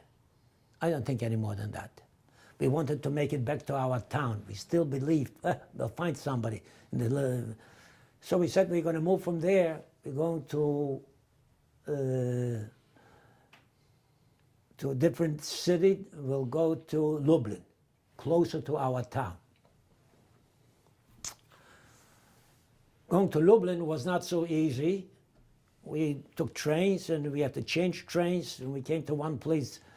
I forget the name of the town, and we stayed there. We had to stay at night, and the Poles came by and they said, tonight they'll make meat out of us, mięso they'll make out of us. We got scared. There were a number of families traveling, and my father ran to the Russian authorities, and they sent a number of soldiers to stand guard over us, to protect us, so the Poles wouldn't kill us. That was, mind you, after the war was over in our homeland. And I mean, not only was I born in Poland, but my great-great-great-grandmother was born in Poland. And she was 106 when she died. It's mind-boggling in Poland. So this was the welcome that we got. Finally made it to Lublin. On the way to Lublin, I always spoke Russian to my parents, seldom Yiddish. I spoke more Russian than Yiddish already. And I said something to my grandma in Yiddish. And when they heard me speak Yiddish, they wanted to throw me off the train. The Poles wanted to throw me off the train. The Jews, Zhizhe. My father, doing business in Lemberg, told you, he had a bottle of vodka. And that was a very precious commodity, vodka. There was a Russian soldier. He gave him the bottle of vodka, and he stood guard over me with his gun, protected me till we got to Lublin. Got off Lublin, we found out that there's Dom Peretza, the house of Peretz. This is where the Jews gathered. Lublin at this time was in 1940, I think it was conquered in 1944, right, Lublin. That was the capital, and now temporary capital of Poland, till they conquer Warsaw again. It was at one time there. That's a thing there. And then we get to Dom Peretza, and everybody, you know, every family got a corner. We stayed in that house. And there's some Jewish organizations over there already that helped us a little bit. They tried their best to do something. And this was the place where my father, for the first time, really for the first time or second time, came face to face with reality. Next to Lublin was Majdanek, the Majdanek, where hundreds of thousands of Jews were slaughtered. And they were saying that in Majdanek, the Russians are going to hang 28 or 27 Germans there that next day or next 2 days. And they went to see that. My father or the other Jews went there. And when they came into Majdanek, they came face to face with reality. Mountains of skeletons, rooms with glasses, children's shoes, all the hair, all these things they saw. All these things. So that was for the first time. Then my father stopped talking about finding somebody from family alive. But it still pulled him to go back to Krillov, see with his own eyes, and maybe even Vladimir Volinsk, where the entire family was. So my father and mother go down to the station in Lublin to see when they could get a train coming close to our little town. And as luck would have it, the next, our neighbor, a Polish family, Szytowski family, the daughter of that family was one of my mother's very good friends. She spoke Yiddish just like any other Jewish girl, but she was Polish, but beautifully Yiddish. And there she meets her at the station. And she tells my father, who is living in our homes, in his mother's, his father's home, his brothers, his sisters, the stores, who have the stores, who have all these things she tells them, and she tells him, don't you ever dare to go back, because if you go in there, you'll never come out alive. Anyone that goes in there, there's one man who was a distant cousin of my father who went back. He sold his field and his house. After he sold it, they killed him, and that was the end of that. And she said she doesn't live there. She always goes to visit her family, but she wouldn't live there. They killed her brother too. And we never went back to our hometown. And we realized that Lublin is not what Lublin was. Chachmei Lublin does not exist anymore. None of that. So we made it back to, we found out that Lodz has a great number of Jewish people there, all coming back from the forest, from Russia, from Siberia, from all these places and so on and so forth. So we made it back to Lodz. In Lodz, we knew nothing about the ghetto. So we found some kind of dilapidated little house where the ghetto was. And we lived there. I don't know how we survived there. When I think about it, I get goosebumps all over me. They could have killed us at night, all of us. We stayed there. And one day my father went out in Lodz to try to do business again, selling the schmattes, old things, back and forth. And he found a cousin. He meets a cousin. The only cousin he had alive. He met him there. He was doing that. And his cousin married a girl that survived in the Lodz ghetto. And being that she had a home, she had a house there. Not a house, an apartment. So they lived some other place, and they gave us this apartment to live in. So we moved to the apartment, entire family, and whenever we heard somebody from our town came, we took him also in there because we wanted more people for protection, And then they found out that there's a kibbutzim. They have a kibbutz, and the kibbutz, the children, they wanted children in the kibbutz. So they enrolled me and my sister, my older sister, and my cousin. We went to the kibbutz. We stayed in kibbutz Drol. This is the kibbutz Lochamei Getoot. Was from that kibbutz. And the kibbutz at Madrichim, in Madrichot, actually Madrichot, we had 3 women. And there, and in Lodz, there was a nice Jewish community. There was a school, there was a theater, they had all kinds of things. And we went to the Hebrew school there. And then we had a nice kibbutz. In the beginning, we were in kibbutz, the grown-ups and the kids in the same. But then there was a man who donated his house. He was a multimillionaire before the war. He got back his house. It was a palace on Vilchanska, 73 it was. He took for himself one little room. His entire family was wiped out. And he gave us the kibbutz. Imagine we were at least 35, 40 kids. The dining room was so huge, we had a table that all the kids fit around that table. It's just unbelievable. Stayed in this kibbutz.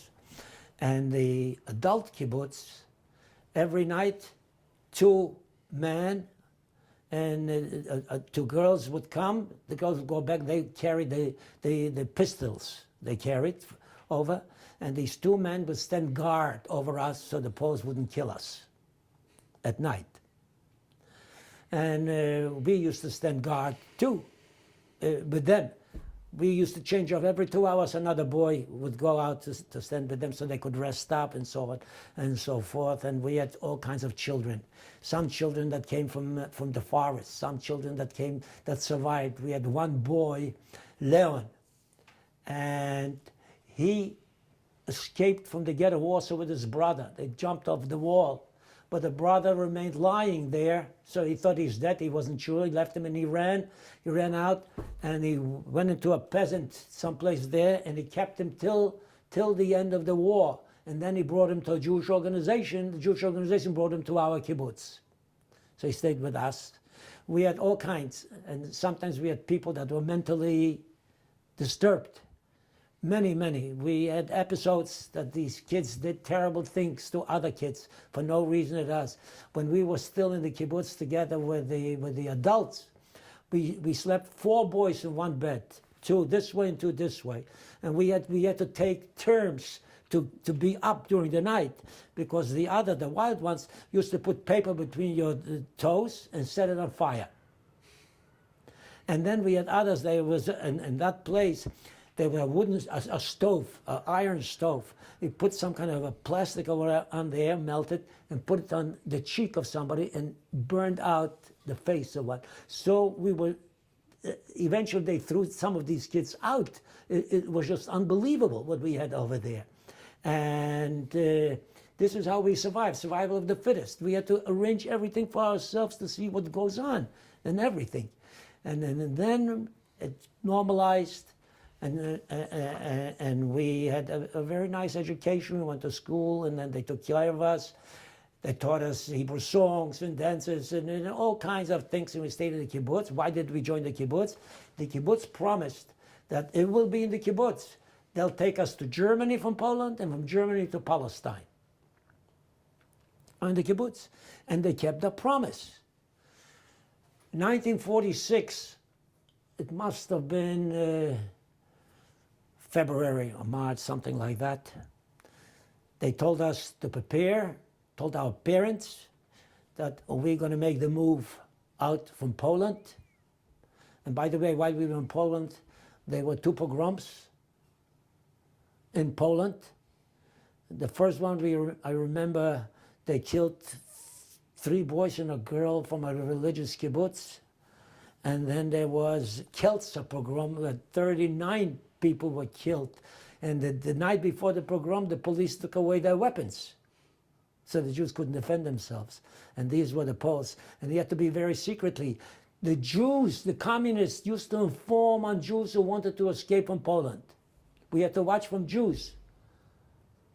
We had to be very careful with these communists. And they took us to Stettin, Szczecin in Polish. That was a German city. That it became Polish after the war. Poles got it, and we were in Szczecin, and that's a very interesting episode. I'll tell you a little bit about it. That was my great contribution to a very worthy cause. In Poland, in Szczecin, temporarily, and it was bombed out. It's a port city.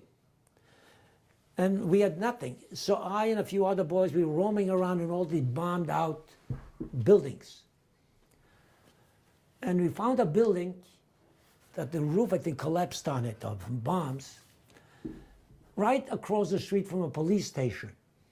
We got in on the first floor. The entire floor had crates. The second floor, crates. Third floor, crates. We broke open the crates. It was German money, 50s. Everything with 50s, denomination of 50s. Millions of these 50s. So we said, the Germans lost the war, right? So the money is worthless. And we used to go to that thing, you pardon the expression, we used it as toilet paper in that house. But I always liked souvenirs. So I took 2 pieces, 2 50s, and put it in my pocket. I hadn't seen my father. For weeks I didn't see my father. They traveled separately. If I would have shown him, this was good money. I think 100 marks was $2. 2 pieces of paper was $2. And I had millions of these, 3 floors full of crates. We broke open crates galore on every floor, and everything was 50s. Okay, nobody paid attention to it, fine. We arranged, they divide the kibbutz in 2. They bring an armored car, and I go inside the armored car, half of us, there's a big one there, and it had like planks, wooden planks on top there. And if you moved your head the wrong way, you were smacked. And there was a trapdoor underneath. And the only window is by the driver and the side of the driver.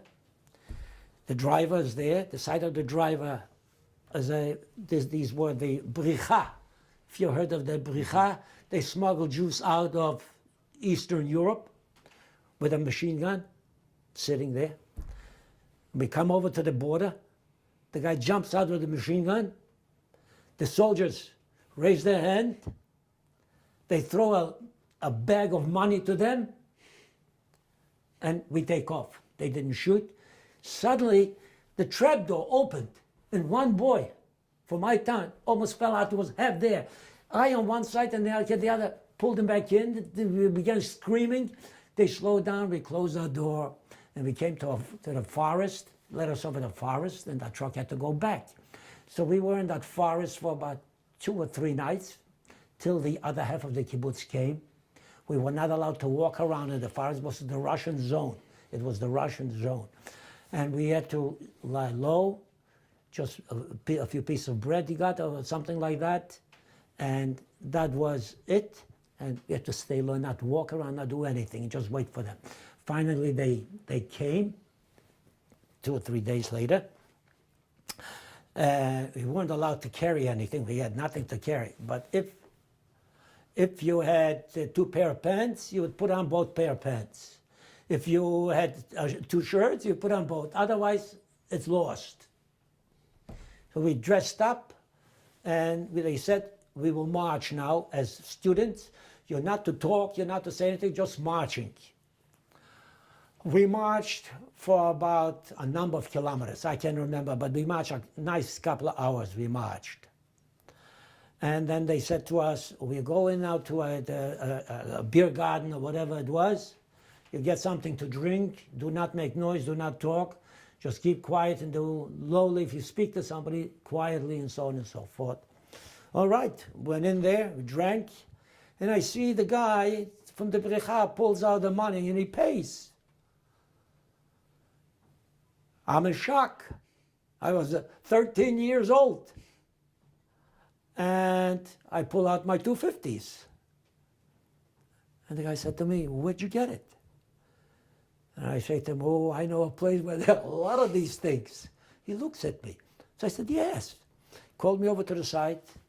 Twice I had to repeat everything for him, where the house was, and what I saw there, and where, and what. And I told him where, right opposite the police station, very easy, not far from where we had the building there where we stayed. And the other said, you'll find, I don't remember, the 3 or 4 stories full of these crates. I said, not boxes, crates, loaded with this money. I'm sure he went back. And before we left, he asked me again once more. And I told him exactly, if they took all these things, they were able to smuggle out a lot of people. That was my contribution to the bricha. Or somebody must have gotten rich. One of the two had to happen with this money. So I always feel good when I know, but if I would have seen my father and I would have showed him to see him, maybe we could have gotten out in a car rather than crawling on our belly in the forest. Dr. Bichler, we're going to take a little break right now, and we're going to continue momentarily. Thank you. Thank you.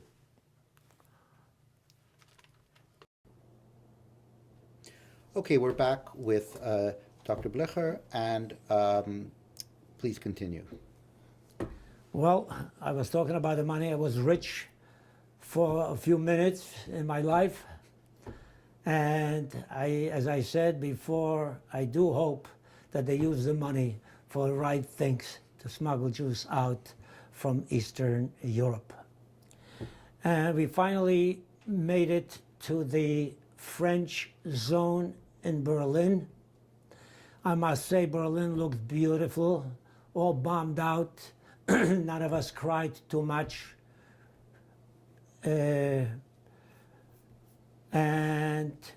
we stayed in Berlin for maybe a week. I'm not sure. And then we went to the train, and we got to Munich, from Berlin to Munich by train. In Munich, one or two Studebaker trucks waited for us, American trucks. Got on the trucks, and we made our way to a DP camp called Leipheim. It was 2 hours ride from Munich, maybe a little bit longer. By train was 2 hours. And what a difference, I must say this. In Poland, where I was born and my great-great-great-grandparents were born, we were afraid to walk the streets. People were killed left and right. Hundreds, if not thousands of Jews were killed after the war, thrown off the trains, and what they didn't do to us, pogroms. And in Berlin, and in Munich, and on the way from Munich to Leipheim, we rode on trucks with a Jewish flag singing Hebrew songs. Now I just could not comprehend something like that. I just could not comprehend. We finally came to Leipheim. I think it was Lag BaOmer when we got to Leipheim, because everybody gathered in the sports field there.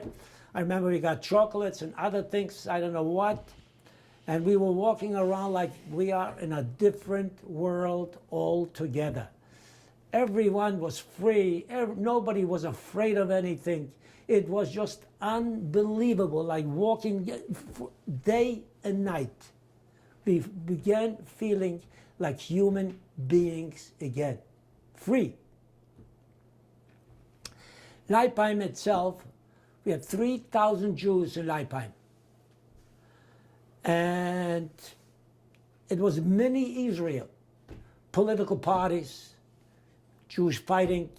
We had a soccer team there made up, my beloved game, made up 8 Hungarians and 3 Polish players. They were the top, one of the best in Germany. Only Landsberg was our competition.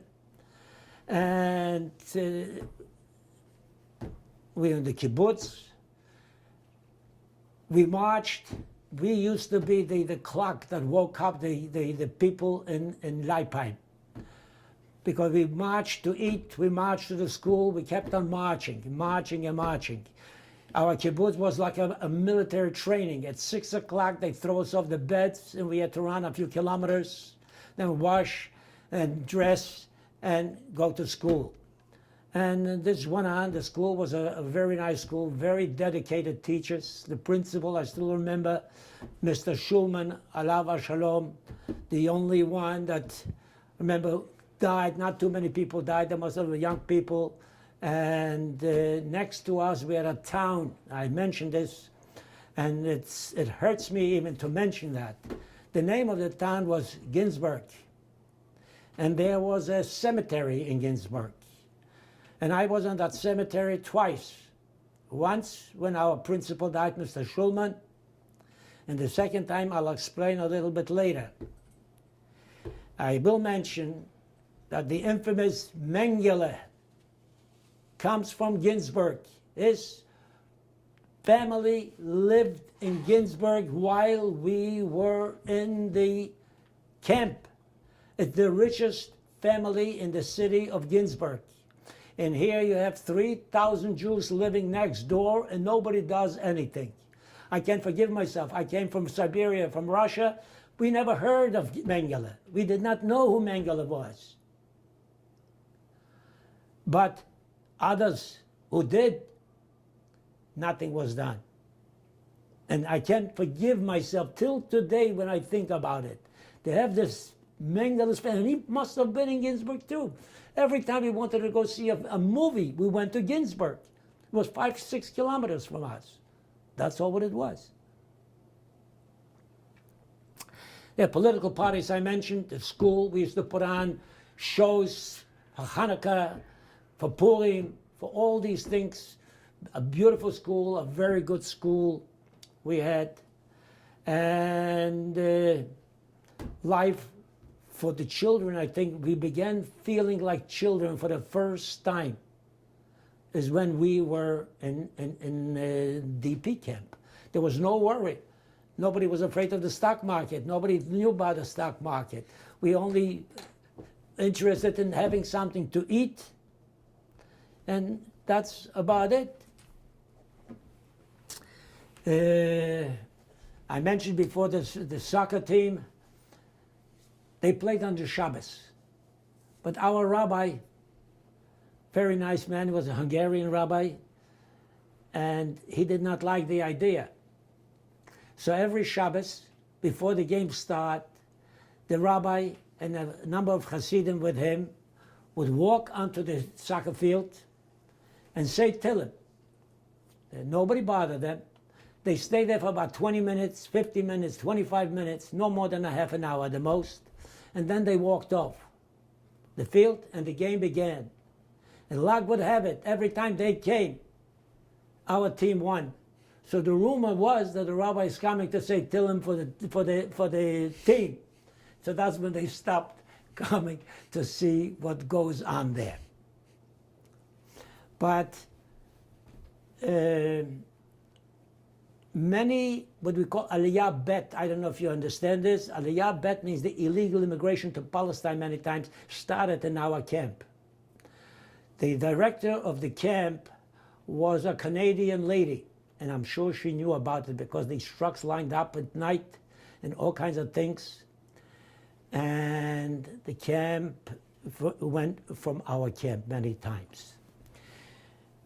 When we were in camp for about a half a year, my mother and father decided, we had a Talmud Torah, that after school I have to go to the Talmud Torah. Even though my kibbutz was not a religious kibbutz, it was a dror. They came to the madricha and they said, listen, he's going to go. And there were a number of people from our town, all said, boys my age. Once I went, they went too. But I was a little bit ahead of them because I got my lessons in Turkistan. If you remember, I said I had to go with my chumash under my shirt and so on and so forth. So I studied with the principal a little bit higher than the others. We had a Rebbe who was a Hungarian Rebbe, and he did not understand children. And somehow I remember one thing is always in my mind. We had one boy from my town, Mendel, his name was Mendel Kochol, last name. And somehow he got hold of a piece of chewing gum, and he was chewing gum while he was putting on tefillin. That rabbi was so fanatic that when he saw him chew, he didn't know what he was having, the chewing gum. He thought he was eating maybe, I don't know what. He had a stove, there was wood. He took a piece of wood and smacked him over the arm. And when the boy came home with a swollen arm, the father asked him, what happened? He said, the Rebbe smacked me. He said, why? He said, I was chewing. He said, you were chewing and putting on tefillin? So the father added on more to what the rabbi gave him. So this was unfortunate, but we had these things. And after that, we had a small yeshiva in our town, and students began, and I was one of them too. We went to the yeshiva. The yeshiva was established by Dean Czar of Yeshiva University, who was a chaplain. And he was my teacher at Yeshiva University later, who told me about it, and he kept an eye on me and he saved me many times from all kinds of things, including the army. And the principal of the yeshiva was Rav Yankele Galinsky, a very great man in Bnei Brak who just passed away 2 years ago. And we learned there, it was very nice, and shuls, of course, and so on.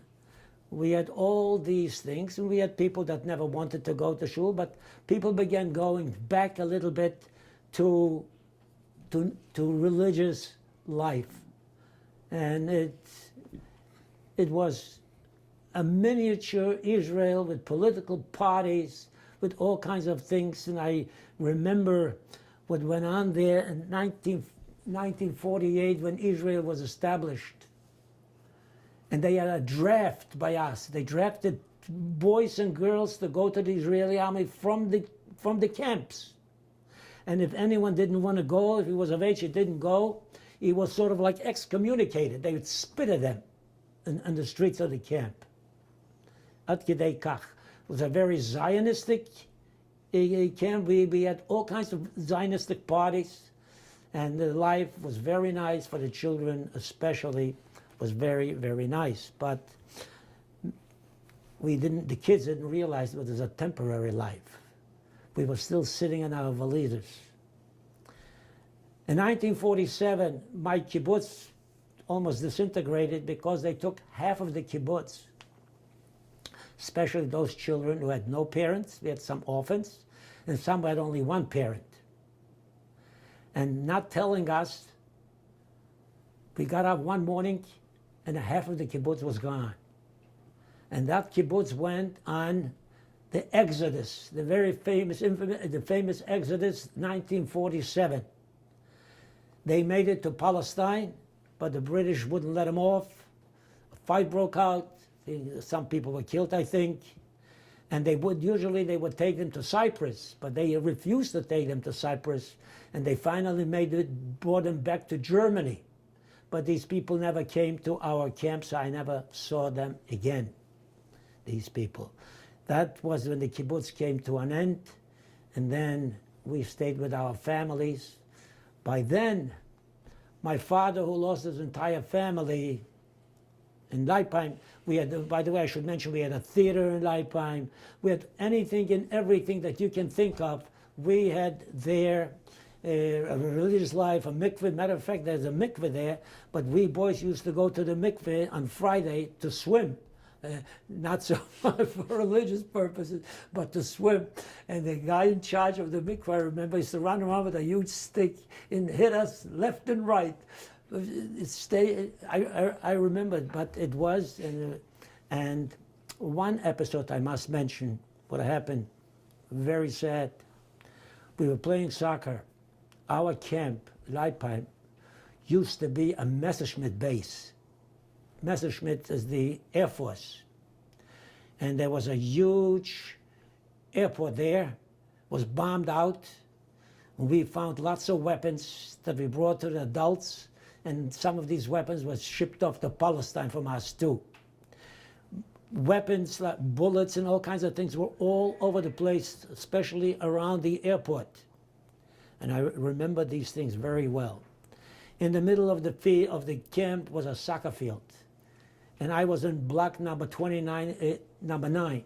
That's where the kibbutz was. And then we moved in there, my family moved in there. Each family had one room. And as we were playing, we found something, some boy fell on the field and we saw something soft. And we began digging. We knew something had to be buried if something is soft there. And there were tunnels under our camp going for miles and miles and miles. We were afraid to walk in there. We found all kinds of weapons there. And when we dug up, we found a rag, and in the rag were either 5 or 6 pieces of soap made out of the Jews. Reines Jiddische Seife, pure Jewish fats. We didn't know what to do with it. We didn't know. We were standing, we were in shock. We ran to our parents. Parents came, took it, and went to the rabbi, Lefkowitz. The name of the rabbi was Rabbi Lefkowitz. He was later a rabbi in Brooklyn someplace. And that was the second time that I went to the cemetery in Ginsburg, we buried these pieces of soap. And it's one thing to talk about it. It's another thing when you hold it in your hand. It's like you hold a person in your hand. And it hurts. It hurts very much.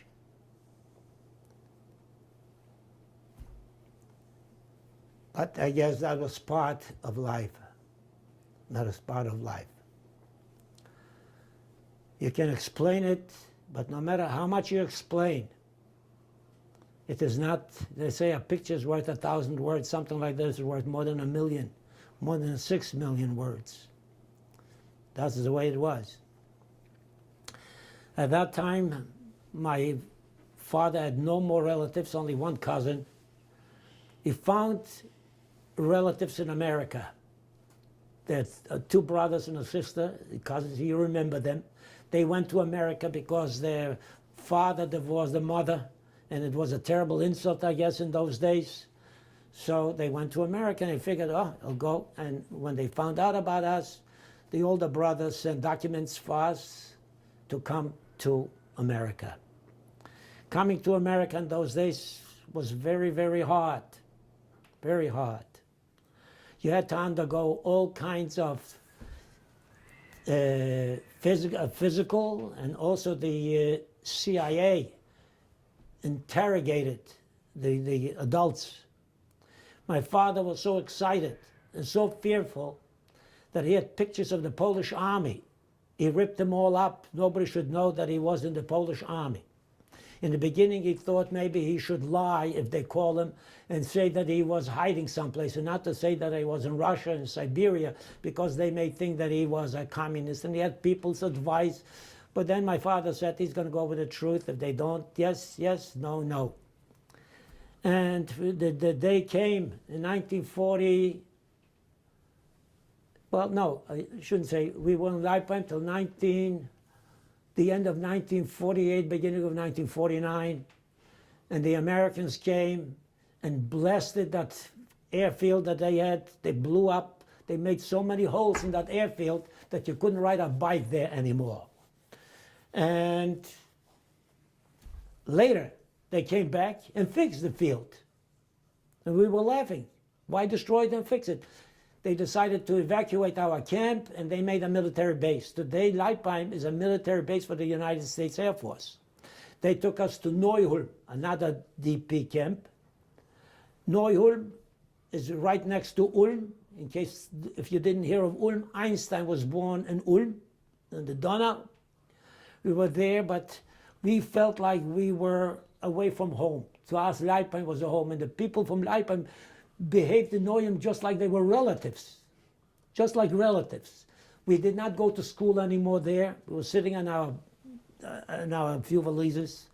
As a matter of fact, I was sent to learn a trade, to work on textile machines, working and so on and so forth, all of us, preparing to see what's going to happen, and we'll go to America or to Israel or whatever.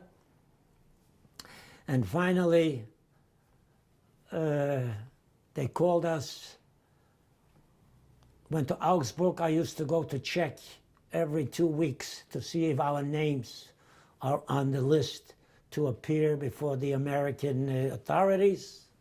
And one day I went, and our name was there, and we had to show up to Augsburg. It was the headquarters of American military and everything else. I'll make the story short. And they called us out, and we had to undergo first, before the physical, they questioned my father and my mother. The children they did not question. And my father came with the truth, and he told them the truth, that we were in Siberia and everything else, and they asked him about what he worked, what he did. They were amazed how he survived as working in Siberia 18 hours, 16, 14 hours a day. They never thought of anything bad. He was so happy. It was like a reborn person. And then we went for the physical. The physical was fine, except my mother failed the physical. She couldn't pass. They misread her x-ray. And the doctor was a German doctor, Dr. Kruger, Yamach Shemo, and he wouldn't go back on his word. Once he said that she had something in her lungs, so we had a big problem. What do? Do we leave the mother? Do we stay, all of us? So we came to the conclusion, being that my mother's brother and his family and grandma was still there, my mother will be with them, and we will go to America and wait. Meanwhile, we underwent everything. We went to America, but then Neum closed, and my mother had to go to another DP camp, and going around from place to place, and nobody saw anything. After 8 months, mother joined us. We came to America. We arrived. We came on a ship called General Bletchford. We arrived to Boston, so I'm a New Englander, I guess. We arrived to Boston, and they put us in a very, not such a nice place there. And when we looked, we were very disappointed what we saw of Boston or America. Not in Boston or whatever it was, but fortunately, it was not bad. It was really good, but the impression wasn't. We came to a father's cousin who had a small hotel called Pine Grove Lodge between Monticello and Port Jervis. And he waited for us. He brought us there, but he was a very sick man, and he couldn't do anything for us. When we went there, we were in shock. First of all, we were hungry many times, and it wasn't the fault of the people there.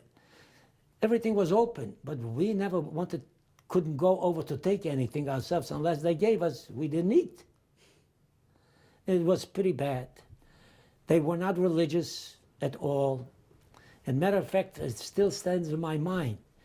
2 families. I remember the names of these families.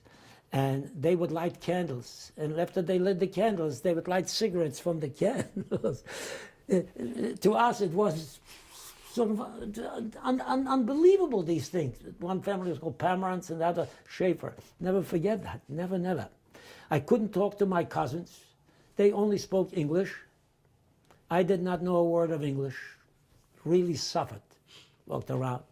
The worst was, when we came there was before Labor Day, and now it was Labor Day, and everybody went away. We were the only ones in that place with my cousins. Once in a while, my cousin would take me to a movie, and I couldn't get over it. I mean, here I'm coming from the surviving world, so many dead people I've seen and everything else. I walk into a movie, the Westerners, and I see everybody sitting and eating ice cream or popcorn or whatever, and they're shooting these poor Indians, and they're falling off their horses from all over. They're dying. And I said to myself, how can you sit and eat when you see so many people dying? I just could not understand that an Indian was not a human being. It was difficult for us to understand. I got used to it. And we stayed there for a while, and I went to Monticello High School for 2 weeks. Imagine going to a class where you do not understand a single word that anyone is saying to you. I was standing in line to get into to get something to eat in a cafeteria, and by the window I saw girls playing soccer, and to me it was a shock. Girls playing soccer. And so I stood there and I watched, and meanwhile the line moved up, and I didn't. So I went back to the end of the line. But some kids were so nice, they came, who took me out of the line and put me into the right spot. And the worst part was, I was standing there, and the class started, and there's the Pledge of Allegiance in the class. And everybody stands up, I stand up too, and I didn't realize that, and I moved the chair, and the girl wanted to sit in back of me, sit down, there was no chair, sat on the floor. So everybody thought that I'm a terrible person, and so on and so forth. I went there for about 2 weeks to school. The only class I participated in was math. But I saw I could solve the problem, but without speaking. Finally, the cousin, the lady who lived in the Bronx on Wilkins Avenue, called us and said, no, you have nothing what to do there, you come home, you come to me. She was a poor lady, very poor. They had 3 children. One was married too, but it was great. They spoke Yiddish, so, and also traditional. And when we came there, Friday night was the first time, after 4 or 5 months in America, it was the first time, 3 months, that we went to a synagogue. Went to a synagogue, it was the shul, it was the Ein Yaakov, and the rabbi of Noach, Chodesh Alav Shalom, lawyer, very nice man, came over to us, greeted us, and asked us where we live. We told him the situation, and he said, well, I'll help you. He found an apartment for us in the building where he lived, right beneath him. He arranged for us, moved in there, but there was a problem with money, $28 rent, remember? And had a distant cousin here, mother's. My father had a watch that was buried in Siberia. We gave him this watch, and he lended that for us, $100. So when we had the $100, he'd give us back the watch. With that, and within a week, I found a friend of mine, Maris Kez, the famous painter. He pointed me out to certain areas where I could find a job. And I was 15, 16 years old, and I went to work in the factory. Didn't go to school. And my sister and my father had to take care of a little girl. She was 4 years old till my mother would come. And this was the welcome that we got in the United States. And I must mention this. When my mother came 8 months later, and we had almost nothing, they went to the joint for help. The joint said, we can't give you any, a cousin took you out, let him support you. He was dead. And I remember it was Pesach, before Passover. They gave us, we were 5 people, the family. They gave us $5. So you can imagine the happy Pesach that we had. Never held it against them. But that was life. But when my mother came, my father found a job, a very hard job, because he had no profession. We were painting and everything else. And then after about a year, or so at least a year and a half, I was enrolled Yeshiva University, to the high school there and the Teachers Institute. Dr. Hogan, Alav Shalom, welcomed me there. And we began a normal life. In America, we brought nothing to America, and thank God for America. I don't think there's a better country in the world than the United States of America. If you wish to work, you can work, and you can get a good education. Only if you will it, you can have it. The Vilna Gaon once, somebody asked him, how can you become a Gaon? He said, Vilno wirst du sein. And I say to you too, Vilno, Arbeit, or whatever, and you can live quite well. This is the history till we came to the United States of America. Perhaps what we'll do now, Dr. Bichler, is we'll take a look at an artifact that you spoke about By all means. in your testimony, and we'll also look at some family portraits. By all means. In just a moment. And now we're going to be looking at a medical device that was used on Dr. Bichler when he was in... Saved my life? Yeah. That's what they say, I hope so. Please, go ahead. Okay, you remember when I spoke about when we were in Asina and the Taiga, and I was very, very sick. And the only thing that doctors could do was put blankets on me. There wasn't a spot on my body that they didn't put these blankets. These are the blankets that I'm talking about. So what they do is they would light, let's say the candle would be standing with the fire, and this is still one of the originals. Put this in there, they light, then you would light this, you put it inside, and then you put it on the person's back or whatever you're putting on.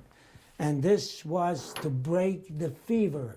And these are the original ones. This is what we had, and we used it. And I must admit, I remember using it even in the United States once. And when told the doctor about it, he didn't laugh. He said, yes, it does not hurt. It does not hurt. It's perfectly all right.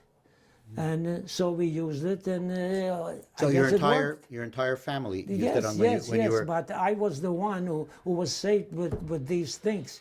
So for me, it's an important thing. What can I tell you? And your father carried this Oh yeah, throughout always that this period. we had with us when we left Poland. We had, and we have him.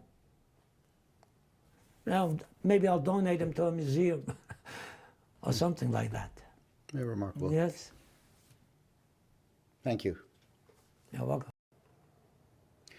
So now we're going to be looking at some portraits of the family here, and I'll give it over to you, Dr. Bichler.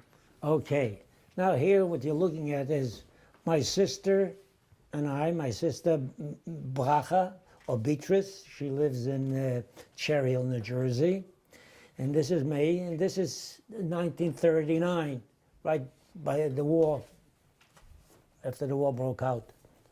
This is my mother, before she got married. This is my father's brother, Isaac Bichler, who was killed by Ukrainians or Polacks 1 week before the liberation, before Vladimir Volynsk was liberated. They discovered this hiding place where he and a number of other people were there. He ran from there and somebody shot him in the back, and that was the end. And this is my uncle Yoshua, who survived the war with us and lived in Israel, passed away about 10 years ago. This picture here, what you have is this little fellow, that's me, when I was about a year old or so. So I was born in 1933, so this is probably 1934 or so. This is my sister, my mother, my father. This is my father's brother and his wife, Isaac and Sarah. This is Mindel, Munye, Dobe, and her husband. None of them survived. They were all killed by the Nazis.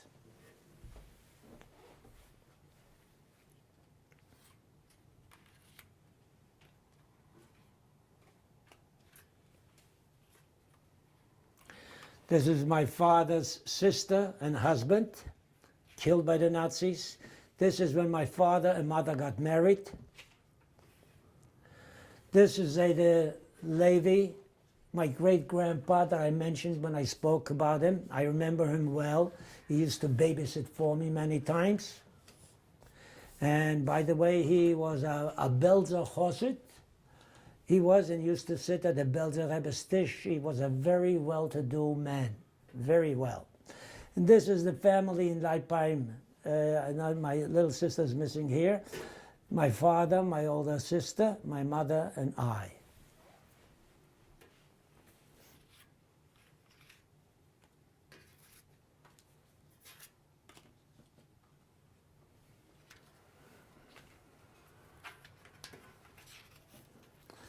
Hope you can see this. This is me in Leipheim. And this is the people from the kibbutz who were playing around. And here is the kibbutz, picture of the kibbutz. And I'm sitting, I can't even see where, here I am over here. And here is the school outing. In Leipheim we used to go on field trips many, many times. This is a teacher. There's another teacher over here. And these are the different classes that we were in.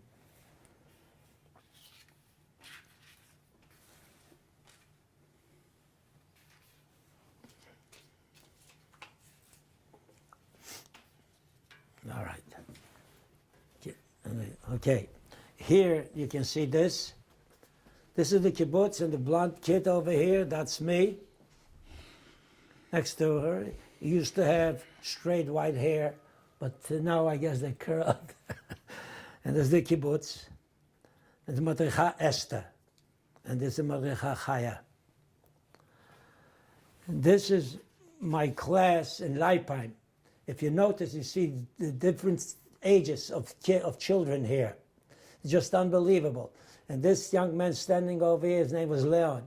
He was the man that jumped from the wall of from Ghetto Warsaw and eventually ended up on the exodus to Israel. And this is the outing in Ektal, the school by Garmisch-Partenkirchen. And here we were, I would say, about 3 weeks we stayed there. And it was unbelievable. We had the greatest time. Hungry because we had a great appetite and food was not enough over there.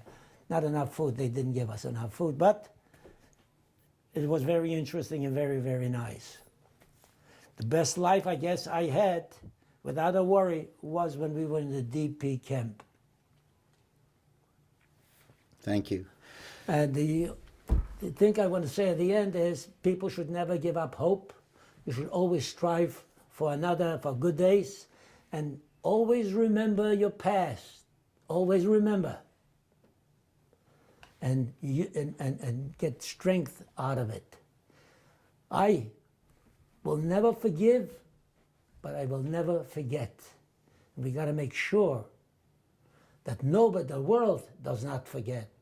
And the most important thing, that the Jewish people shouldn't forget. Thank you very much.